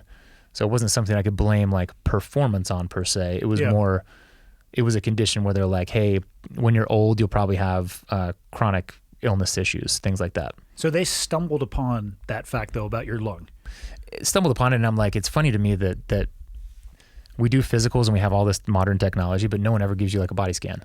Like any MRI or... Not unless you go to like a specialist for a certain reason, yeah. Yeah, exactly. It's like, why would you get an MRI if you didn't like quote unquote need one? But I feel at some point it could probably maybe it's better off. Like maybe people have shit going on that they don't actually need to know, but... I think I would rather know. I would rather know. And they're like, yeah, usually this is diagnosed at birth, but here we are and you're 28 years old. What options did they give you when they diagnosed it? It really none. It was like surgery at some point. And so the analogy that they gave me was because there was that blood flow, it was coming straight off my descending aorta and it went into this dead area. And they were like, you hear the stories about a guy who's like perfectly healthy and then just dies on the basketball court. Because if that thing burst, it was like 3 heartbeats and you're face down. You're done, yeah. Yeah. So there was no options. It was you're going to do surgery. It was just like a matter of when. So the math for us was sooner is better. And Because you guys were married at the time. Kids? Between kids, bro. This was like, so it went like, my son was like 12 months old that's a year also, 12 months or a year. He was young when I got the cancer diagnosis, and that was like, hey, lickety split, we got to take care of this. And then that followed on it. So I think it was literally, we planned it around the birth of my second kid. That had to have been a heavy decision to make. Oh, for sure, bro. Like, and I probably, it's funny we're talking about like mental stuff, but I probably have not unpacked it. Like I keep on saying this. I'm like waiting for a Kleenex commercial where I'm just gonna like break down and kind of like let that shit come over me like a wave. But it's been long enough to where I'm like, maybe I have, maybe I haven't. But yeah, when I think about it, I'm like, God, that was even just the cancer stuff, the uncertainty of dealing with that at the time, and like, if you're gonna have cancer, have nut cancer. It's like the best solution for all cancers. So it was when I match it up side by side with other potential scenarios, I'm like, it was fine. Like it was a good outcome. Surgery only, didn't have to do chemo, but it was a beatdown. It was a beatdown, especially because it was like the start of my career, the birth of my kids. And so I think Angie took more of a brunt of it than I did. I was going to ask you, what kind of conversations did you have with her leading up to that decision? I'm embarrassed to say that we didn't do a solid will and testament or anything like that, but we didn't even had two nickels to rub together, so it didn't matter as much. But they were heavy, man. Like I made I full on made a death tape. Made what? Well, I went into surgery. It was an 11-hour surgery. Like what? Yeah, dude. Have you seen that scar? No, I don't generally look at you with your shirt off. That disappoints me. I kept it off extra long in the locker room. Yeah, man, it's a partial thoracotomy. I mean, they opened me up from the side, moved my lat out of the way, and opened me up for like 11 hours. They took out my lung, dude. How much of it? Just the portion that was affected? Yeah, I mean, a third plus. So like the bottom lobe for sure, which is the largest lobe of your body, because your right's bigger than your left. And they had to take a little bit extra just to, make sure they get it all. And the dude was tits. Like he was the head cardiothoracic at Stanford. I wonder if he has that on his business card. I'm sure that he does. I would. I am the shit. Yeah. He left there to actually become the dean of Harvard Medical School. Like I was one of his last surgeries, and I was like, that sounds like a good credential. I'll take you. But yeah, dude, it was a big deal. And I don't know, any surgery. I don't like going under the knife. I've had an ACL surgery, had the cancer stuff, obviously. So it's heady no matter what, but the fact that I was going to be out for that long, I don't know, it didn't sit well. Did it feel like you were out for that long? I've never been put under, so I don't have any experience with that. Here's why I think that Angie had it way worse than I did. I effectively woke up 6 days later. You know what I mean? Like, obviously I woke up the same day. Yeah. But then I had like a nerve block, and I was on heavy duty drugs, and like sat in a hospital bed for 6 days while she had 2 infants, one newborn and one not. Yeah. And I literally watched, it's funny, I watched multiple seasons of different shows, don't remember one of them. And, but yeah, it was, so for me, no, it was like a 6-day vacation. And then from there, recovery was very difficult, but from that experience, are you basically just like, and you're back up? Like there's no sense. Oh yeah. Lights out, lights on. And you remember like what the doctor did to kind of trick you, like with the cancer surgery. It was did you ever meet Mark Rosen? He Probably. was a really early CrossFit HQ old days guy, but he was a urologist, and he was I credit him with saving my life, so to speak, and love him. But I'll never forget going into that surgery, and he asked me a question, and of course I was like, instead of counting backwards from 100, he was like, "Hey, tell me about CrossFit, blah blah blah," and I started running my mouth, and like probably mid sentence, just tongue fell out of my mouth, and I woke up pissed. I was like, "Oh, you son of a bitch! Like you got me, Mark. You got me again." Yeah.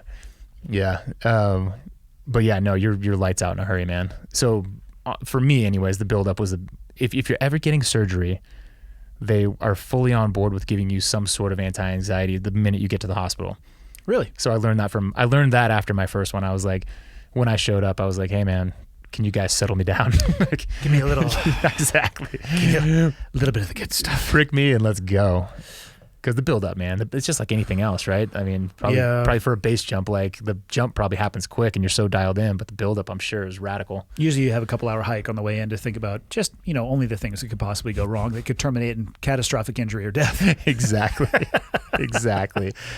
That's heavy, man. And man, with kids that young, I would have probably made a tape as well. Yeah. Yeah. I mean, what else are you going to do? I would have made a fucked up tape though. Like, just so you guys know, if I died, it's because of you. Just kidding. If you find bones, asshole. If you find bones in the backyard, I have no idea what those are. Whatever you do, don't dig. Give them some fake clues. Like I would have gone to I should have gone like all the Indiana Jones movies and just like I buried you guys, my life's treasure. That's right. Deserted island somewhere. Somewhere in the in the belly of Mogadishu. Yeah, that would be. I would love to give a wild goose chase, even if it's just for like spreading ashes or something when I die. Oh, I had some really, really messed up stuff in my will when I was active duty. For like where they had to go and what they had to do. I want 6 guys to carry my ashes to the summit of Everest with no oxygen, just in the hopes that they would just get crushed. Just the most heinous shit. Spend my entire, the amount of money they give you upon, like spend all of it on a bar somewhere, like just. We were talking about Glenn Doherty earlier, and he was a good dude, man. He was a great guy, and one of the only people who have died in combat that I had access to, but Sean Lake, who was a mutual friend of ours, was the executor of his will, and he had set aside like a large portion of money for a massive party on the West Coast and a massive party on the East Coast. That's how you do that. It was one of the coolest things I've ever heard. Like I had never, obviously everyone in that community is cut from a different cloth, but I was like, what a great forward thinker. Yeah, there was some dark shit in people's wills. Yeah. Stuff where guys were like, don't you dare give my, cunt ex-wife a dime. Like the whole will was like, whatever you do, this person gets nothing. It's like, God damn, man. Hold a grudge Let much? it go. Yeah. Let it go. Hold a grudge much? Yeah, man, gnarly. What was your recovery like from that surgery? I didn't know that it was that invasive or that you were on the table for that long. It was, I was lucky because he was so skilled. And so like a lot of people would just like slice right through your lat. So I think you'd be. Which I bet you that recovery for that would be way longer. Well, if you're ever going to get back to 100%, right? Like good point. You're pretty much donezo. Or incapacitated in some way. But it was, we were talking about our mutual friend, Kelly Starrett. He was pretty integral in like helping me get back from it, but it was baby steps, man. Yeah. I remember the first time that it was probably 6 weeks until he had me even put my hands above my head and hold on to a pull-up bar just to like hang, like stretch. So it was a lot of the stuff that you don't typically think of like taking care of tissues and staying well hydrated and trying to like introduce some movement quickly. And probably no difference in your aerobic capacity because the tissue wasn't working anyway.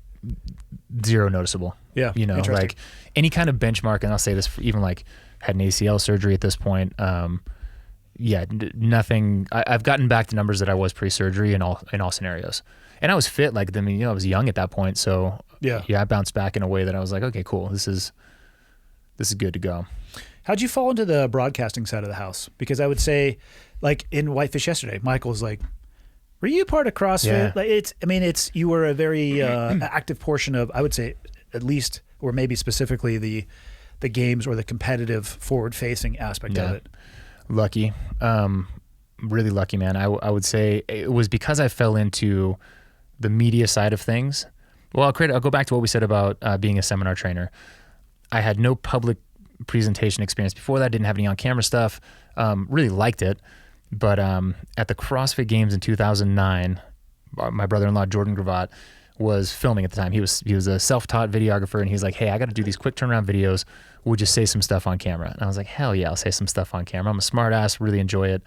And so that was the first opportunity to kind of do something.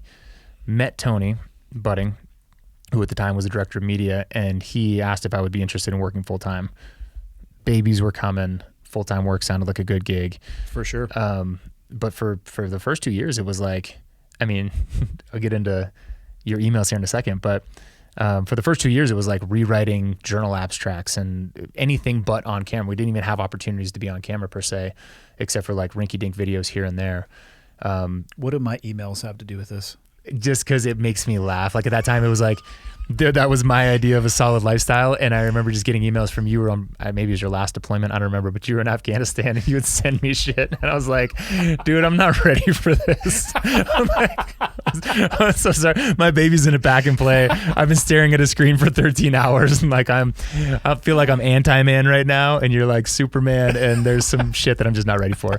But yeah, you were emailing me, stories of conquering the world. So let's just leave it at that. All right. And accompanied by some photojournalism as well, which really just blew my mind. I was like, is this real? Is this happening? Yes, it is. Yes, it is. But the broadcasting thing, man. The broadcasting thing, it came about where it all came about naturally, right? Like the sport of CrossFit grew into a sport, and then the sport grew, and eventually we were staring down the barrel of actually doing real stuff. Like, so the first time we did a live broadcast, I was behind the scenes, nerding out in the production truck. The next year, though, I was like, hey, we got to do something. And you were involved in the first time that we ever did any kind of broadcasting training. Do you remember that? Yeah. Do you remember that? It was so funny when I look back. Yeah, the guy who he put the earpiece in our ear and he would try to like get us to stumble, and he gave Pat Sherwood and I a tampon, and he asked us to describe it in some way. I'm like, this is a lollipop, obviously, and Pat took it to I remember that specifically. There were some successes and some failures, but that was. I mean, honestly, I was starting when you guys were starting too. Yeah, and I think the beauty about what I got to do is because I've met people who are broadcasters or hosts or whatever. And they either went to school for it, or they had to like really, cut their teeth and make inroads and connections and probably take some shitty jobs. I just got to keep on training seminars and talk about CrossFit, which at the time was the easiest thing you could have asked me to do. It was a cool time period, man. Yeah. I really enjoyed a lot of the roles that I held. Yeah. I obviously have some things that I don't look on as favorably, but I mean, it really, like I said, public speaking is a large portion of what I do today. I mean, we're kind of, to a degree, very different, but having this conversation or being comfortable talking in an environment where other people might hear it, it's nice having your teeth cut in a repetitive format where you can practice and learn and then just get past that hurdle of we're just going to do this. Yeah. Wait, other people are going to hear this though? Potentially. Shit. Yeah, it'll be fun. Yeah, from there, I don't know. Do you remember the early update shows at all? I would look back at them and cringe, dude, because we would go long form. We would go down like the rabbit hole of talking about nerdy stuff. They were like hour-long shows, and I was wearing Tony Budding shirts. Looked like I was wearing my dad's clothes, So I got a lot of reps in a very low-stakes environment before we ever did something on like broadcast TV. That makes all the difference in the world. Oh, for sure. Imagine if your first rep was a massive like broadcast level camera flipping on. And you're just like, yes, dude, yes. Or even like you public speaking. I'm sure people compliment you all the time, but it's like, oh, you're such a natural. And it's like, I have some natural gifts, thank you, but this is the end of a long line of like really shitty productions and also mistakes and successes and failures. But I have zero natural gifts, but I am able to continuously claw and stumble my way forward despite my own idiocy. You are. I love your self-deprecation. It's accurate. You know me well enough that I'm telling the fucking truth. No, it's not true. You know what? I got to a point with my athletic career where I was like, I gotta stop talking like Andy, because the jokes were so fun. But like eventually, I convinced myself that I hated running. I convinced myself that like anything beyond 400 meters was long, slow distance. It is. I was like, it's accurate. But when for me personally, I was like, if I did every time I love joking about it, but then it turns into like a reality, or like, if I go into a jiu-jitsu studio and I'm like, I'm just gonna get my ass kicked for 2 hours. Like I'm gonna get my ass kicked for 2 hours. But if it's like, I'm going to set my mind to this, I'm going to try and at least make some small improvement. You were better today than you were yesterday. You were more calm. I was definitely more calm. Yeah. Yeah, I was more peaceful as I was being choked into oblivion. I knew what you were doing yesterday. You're like, okay, I'm going to establish my dominance. I'm just like, all right, we can do that. That's another cool thing, is not knowing at all what to expect. Yeah. You know what I mean? Like versus an opponent, so to speak.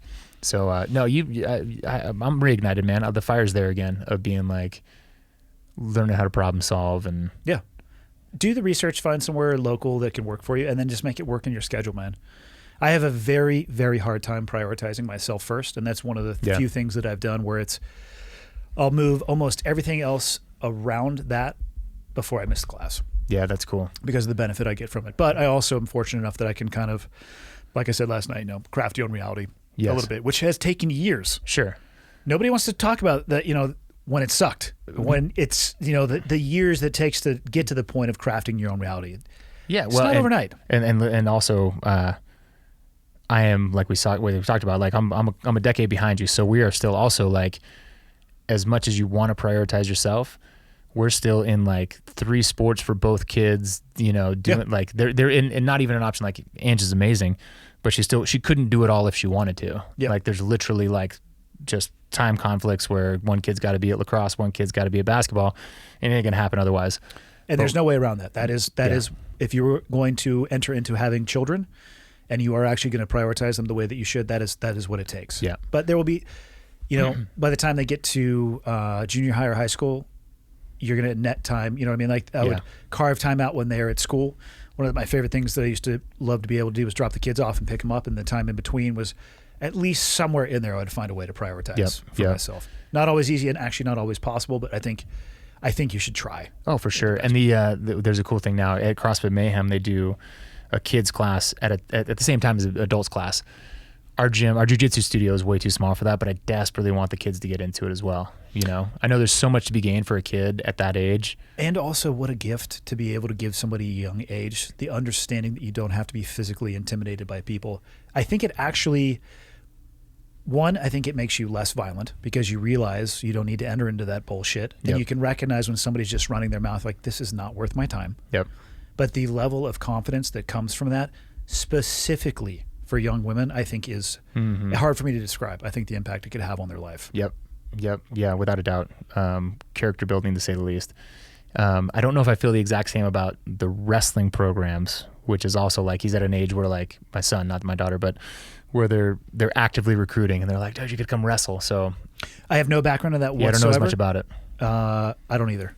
Their outfits are unacceptable, so I'm out. That's exactly what he said. I support you. When I finally got to the bottom of it, and I was like, "What's going on, man? Are you like you scared? It's totally fine if you are. Like, what's the deal?" And that was kind of his line in the sand. Was like, "Nah, man, I'm not putting that thing on. No, it's not acceptable. I got a reputation to keep up. I'm just not self-confident enough to wear that tight fitting of clothing in front of people while wearing shoes. Yes." That's where I draw the line. So what do you want to do with the next 39 years of your life, man? How far ahead do you think or plan? That's a great question. We, not very, that's a great question. Well, one is in like introspection and multiple, ways of trying to kind of clear my thoughts, clear my head, get the answer to the question that you're asking me. One of the things I came across was, probably you've done the like write your own eulogy. I have. Exercise. So along with that, I took the test that most insurance companies will kind of run through to see when you're going to die. And so theoretically, according to the insurance companies, I'm going to die at 76 years old. So do you know how? Not by smoking, technically. Okay. Is that be sweet? And likely by incredibly painful heart attack. Like, fuck. Dang it. They're going to know that shit soon, man, with all the DNA testing and oh, man, it's scary. Yep.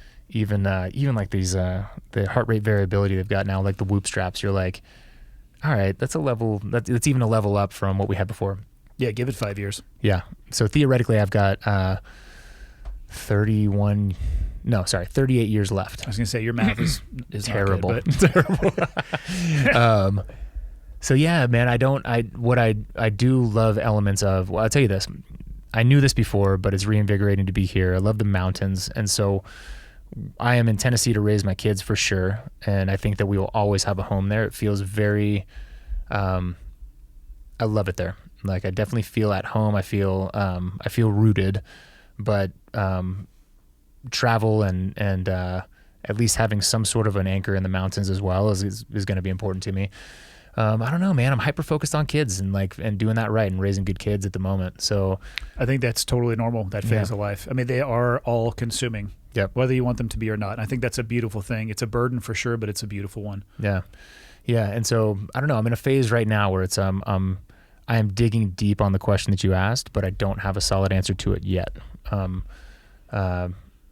it's been fun. It's been great. But, like really the last 2 years of life have been filled with turmoil. Like we talked about the cancer years. That was 10 years ago. The last 2 years, there was a job loss. Actually, tried to start a new career. That didn't work out. COVID happened. It's been crazy for everyone. And so, in a lot of ways, I'm just kind of like getting my feet on solid ground. And so looking forward doesn't really, in the next 6 months is good for me, but the present is really, really fun. Like I'm really enjoying it. And what I really enjoy is that I'm not on what I used to be, where it was very reactionary to circumstances that were thrown. Even though I had a good job with a decent salary, but it was still like, it wasn't my plan. I was doing things because it seemed as if I like had to.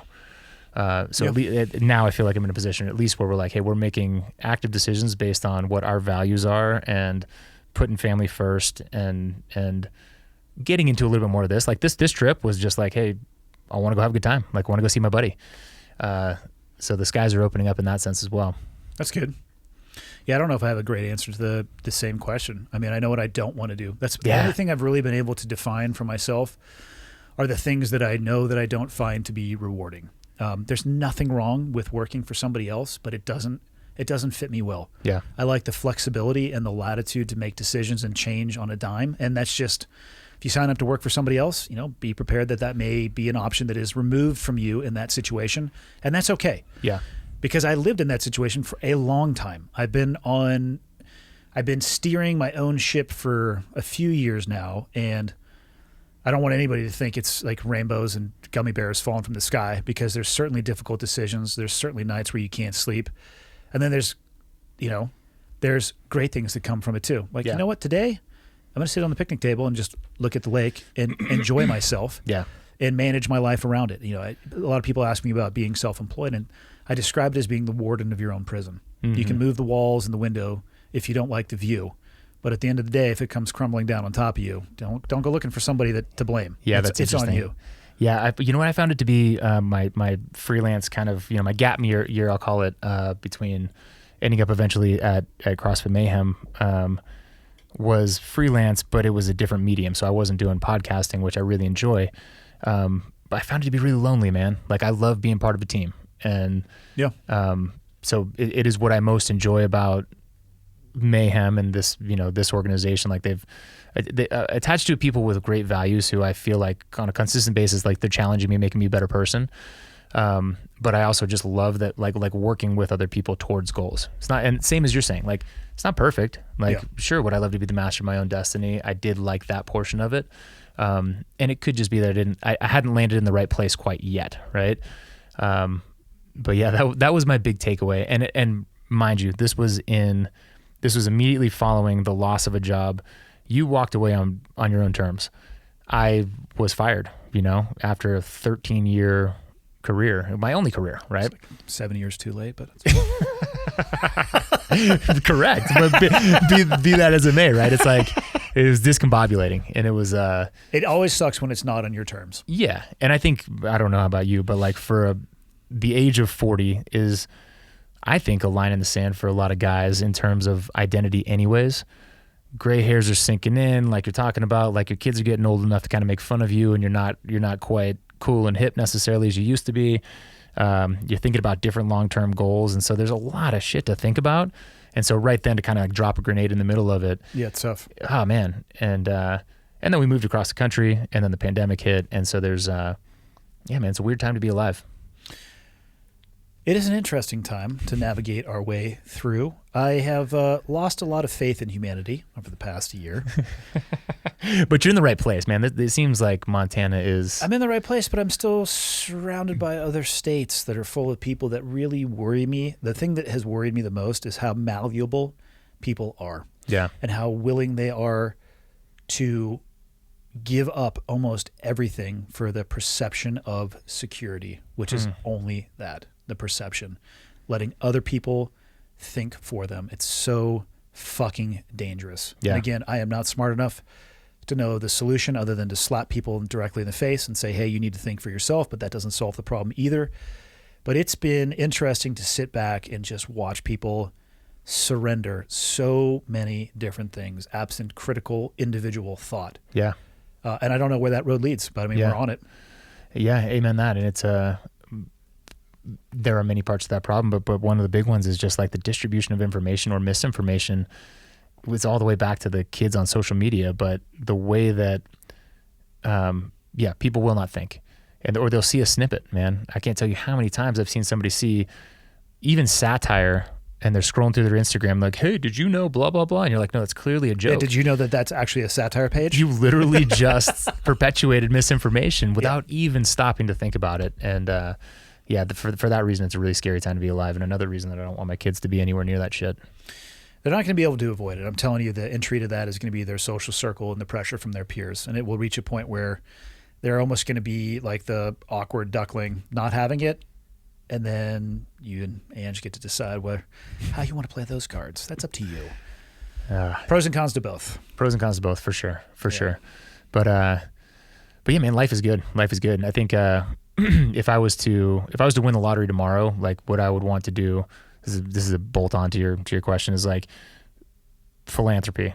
I don't know what it would be exactly, but again, at Mayhem, we just created a 501c3, which it's mostly faith-based, but it's just basically looking to do good. You know, there's a lot of ministry work, but then we were talking about the sex trafficking, like human trafficking. Yep. Holy cow, man. Blew my mind. And so we're, if things like that, where it's like, this is objectively a terrible thing that is plaguing the earth. Like, let's aim all of this, use all of this attention that we do have, right? Like Rich's celebrity and the esteem of Mayhem to focus on this issue, and the very least bring awareness to it, and best case scenario, make a difference, find some sort of a solution for it. I would like to be a part of that anti-sex trafficking, human trafficking, but more at the phase where they just bring them into an unmarked location. And you just kick the door in with a shotgun and... No, I'm just sitting there, sterile surgical gear with a potato peeler. Why sterile though? At that point, you know what I mean? Like, because I'm a fucking professional. All right, cheese grater. Oh, I'd have a dive mask on and a shit-filled sock and like a 9-iron, and it would be the last thing that they ever saw. And that's what I feel like I was put on Earth for. That would have been my better description of my jiu-jitsu session. A shit-filled sock. It just really paints a picture. It does. You know? I bet you're hungry again, aren't you?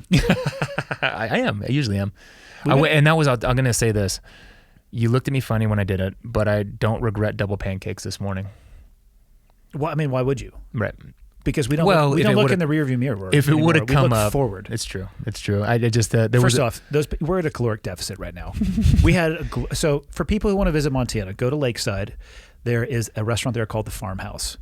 For all the locals who are going to just try to hit me up and tell me that I shouldn't talk about how beautiful Montana is, I'm fine with that. Please take one step backwards and just literally fuck your own face, okay? Montana is a beautiful thing. It doesn't belong to just you. Make that sticker. Yeah, the United States belongs to all of us. I don't care if you were born here or not. Go to Lakeside, to the Farmhouse, and order the chicken and pancake, and your life will be objectively better. Amen. And did you notice that the second pancake, it came with it didn't come with a special syrup? No, it came with the same one, right? No. Didn't come with anything? Didn't come with so the chicken pancake came with the honey base with some fancy stuff inside of it. And the second one, they were like, nah, playa. You didn't ask for it. It's true. It's true. So instead of, why would you have two? Like if you had that one syrup and it was arguably, it wasn't the perfect syrup, but it was. Let's grow as people, right? All right. So you're blaming it on them. Yeah, fair. You didn't ask for it. So fair. When you point your finger at somebody, there's three fingers coming. I wonder if the Farmhouse would like that kind of setup and slam dunk that you just gave them. I don't know. Yeah. Oh, I know what we got to talk about. While at breakfast, rudely might I say, you took out your cell phone because you got so excited about a new toy and literally bought it in front of my face. I had to. You're the proud owner now of a FPV drone. Well, in cyberspace I am. Yeah, I don't physically. It's on its way. Yeah, I'm going to wreck that thing. I'm going to fly that thing at full speed directly into a tree, most likely. No, because, again, through the mutual connection of Tony Budding, he is deep into the world of FPV drone, first-person view, drone rating. Actually, I only learned that today, so it's not like I'm actually very smart. But I've watched some of the footage, and it's unbelievable. And you happen to mention, like, oh, yeah, DJI just came out with one of these things. And my reaction was, what? Yeah, give me that. No, I was like, are you joking? So I went and I searched it up. And first off, I love being outside. A lot of activities I do are outside. That thing can come directly into the wheelhouse of what I do. It's called a tax write-off. Yep. All right. Look it up, people. But I don't actually have it, so I can't talk about whether or not it's awesome. But I guarantee it's awesome. You're going to love it. Guarantee you it'll be in pieces within 24 hours of me getting my hands on it. Yep. 100% chance. But hey, number 2 is going to be great. Yeah, it goes 84 miles an hour. Number 2 is going to get a little further. Yeah, by the way, how dangerous for that they're just like going to put this into your hands. You know what'll help? That's I bet actually you. a good point. I bet you anything like your FAA licensure will have some sort of a bleed over. They already have, and I've rapidly reached the limits of my actual knowledge on this, but I believe you have to register drones if you're going to fly them at a certain altitude. I don't know if it requires an actual license, but I think if you keep it under 500 feet, you're okay. Out of unrestricted airspace, of course. Right. They definitely have like geogating where they'll be, you might try and take off somewhere and they're like, either acknowledge this, like, because they have your email and like you're attached to it. And you have to acknowledge it, like flying over a certain altitude is dangerous, or it won't let you take off, period. And this was like 2 years ago. We were in Ireland and it wouldn't even let you get off the ground. That's a smart safety feature. Yeah. I know that can be frustrating for the operators, but let's be honest. There is a spectrum of intelligence from fucktard to genius, and they all have the same internet speed. So it's probably good to have some level of regulation or throttling. That is so well put. It's so well put. But each of those people can order one of these drones, and perhaps it's a good idea to limit the ability for it to take off in a restricted area. Yeah, but the FPV stuff is it's for listeners that don't know, Tony Budding, guy who kept talking about, is now the media director for the Drone Racing League, and I got to do some freelance stuff for them. And at first I was like, nah, man, this is kind of like, it's a bunch of kids. But one, from a technological standpoint, like what they do with those things is they set up the radio frequencies, like they echo them such that, like, the first race we did last year was in Hard Rock Stadium, Miami Dolphins football stadium. And so they set it up so like the signal goes far enough where these pilots are flying like down into the belly of the stadium, through a visitor tunnel. Up I into, saw this. like, Yeah, they're going outside, inside. At 80 miles an hour. Obstacles everywhere. Yeah, and these dudes are just crushing joystick heroes. Just and I say that like I love it. Like I am a fan of anything that is like that level of mastery. No doubt. And then they took it to the broadcast. I was telling you about Travis Rice's Red Bull competition in Jackson Hole, and now they can live broadcast from them. So the view on that broadcast looked like a video game. You know, they're just like, they're buzzing this dude from 12 feet behind him and up around on the side when you're watching him do like his flippy crazy stuff off a cliff. Again, what does that look like in 5 years? You put a little patch on you and the thing just follows you automatically and does all the, it's like, I mean. Yeah, dude, they, I will never forget, there was a dude I played club soccer when I was in college, and there was a guy on my team, and he was ROTC, and he was telling me about this concept that he was using for his doctorate in whatever, I don't even know what it was, like military intelligence or what his actual doctorate was, but he was writing his thesis on a device that looked like a bumblebee that he would release, and it would go like forward of the operation to kind of try and like find the enemy lines and like what they were doing. And I laughed in his face. And I was like, that is the stupidest thing I've ever, I mean, it's awesome. Sounds great, but like never going to happen, dude. Living in a movie, bro. There's no way. Yeah. Enjoy yourself. And that was 2003. And here we are with like exactly that. Yeah. Yeah. It's hard to actually extrapolate or forecast what it's going to be going forward because the leaps are like magnitudes of order at a time. Yep. On your cell phone this morning, you could buy an FPV professional drone. Some of us did. Yep. Not professional, because when it gets into my hands, it's going to be semi-pro at best. Professional grade. Yeah. Professional grade. Don't worry, people. I got the insurance on it because it's going to get smashed into pieces. Oh, for sure. Yeah, because I looked at the video. Like I said, it flips. I mean, how else are you supposed to look at a MiG when you're in 4G negative dive? Just make sure it's something else, because the footage was still I was inverted. Well, what were you doing? Yeah, establishing communication, international relations. Same thing you majored in. You know they're remaking Top Gun? I know. I can't wait to see it. Yeah, me too. Have you seen the Lego trailer? It's better than the original one. Is it really? I'll show it to you. Yeah, it's awesome. It's completely Legos. Oh, I can't wait. Yeah, I'll show it to you. We should go get some food, man. I'm ready. I'm going to take you to the other place people should visit in the Kalispell area is the DeSoto Grill. Okay. That's where we're going to go. What am I going to get? The burgers are amazing. The BLT has like a 3-inch thick piece of pork, but they also have like elk sausage. They got a lot of wild game type stuff. But what you're going to get is cornbread. You're going to try the cornbread, which comes with honey butter. Yeah, dude. And you are just going to crush it down your face hole. Let's go. Closing thoughts by Rory. What do you want? What do you want people to know? I want people to know that Andy stumped despite his inability to accept. Okay, I'm going to cut you off right now. Anything else that's actually important for people to know? Nah, man. Hey, listen, man. I loved your advice yesterday. It's like create your own reality. You've done a fantastic job of it. This isn't just swinging from your balls, but I do think that in life you can get. I think of the scene in it's not Billy Madison. I don't know. It's some Adam Sandler movie where he's like, if our kids selves saw our adult selves, they'd rub bubblegum in our hair and punch us in the face. Where you're like, just don't lose sight of that kind of stuff because you can create your own reality. And I will say thank you. You have had a massive impact on my life in a very positive way, whether you take it or not.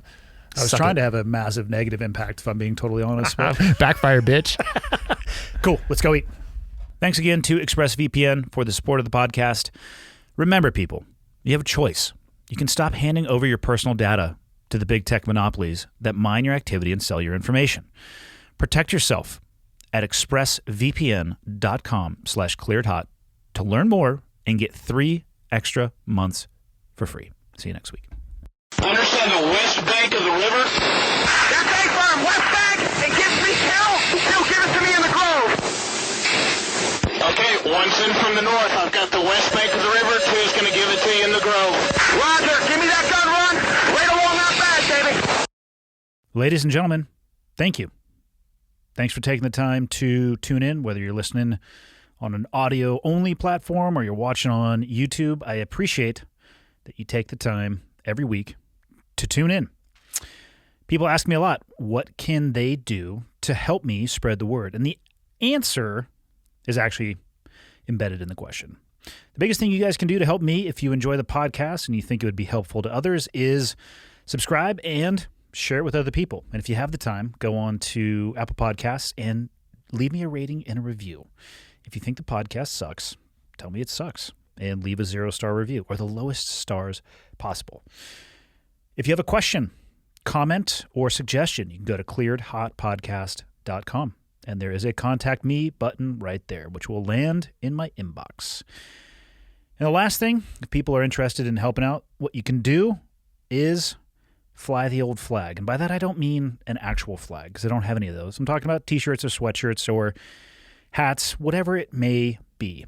Again, clearedhotpodcast.com. Click on the shop tab and hopefully something in there looks like it would be an item you would like to wear around town. And then you can tell people what it is when they ask you. But that is it. The biggest thing I can say is thank you. I truly appreciate it. And until next time, see you.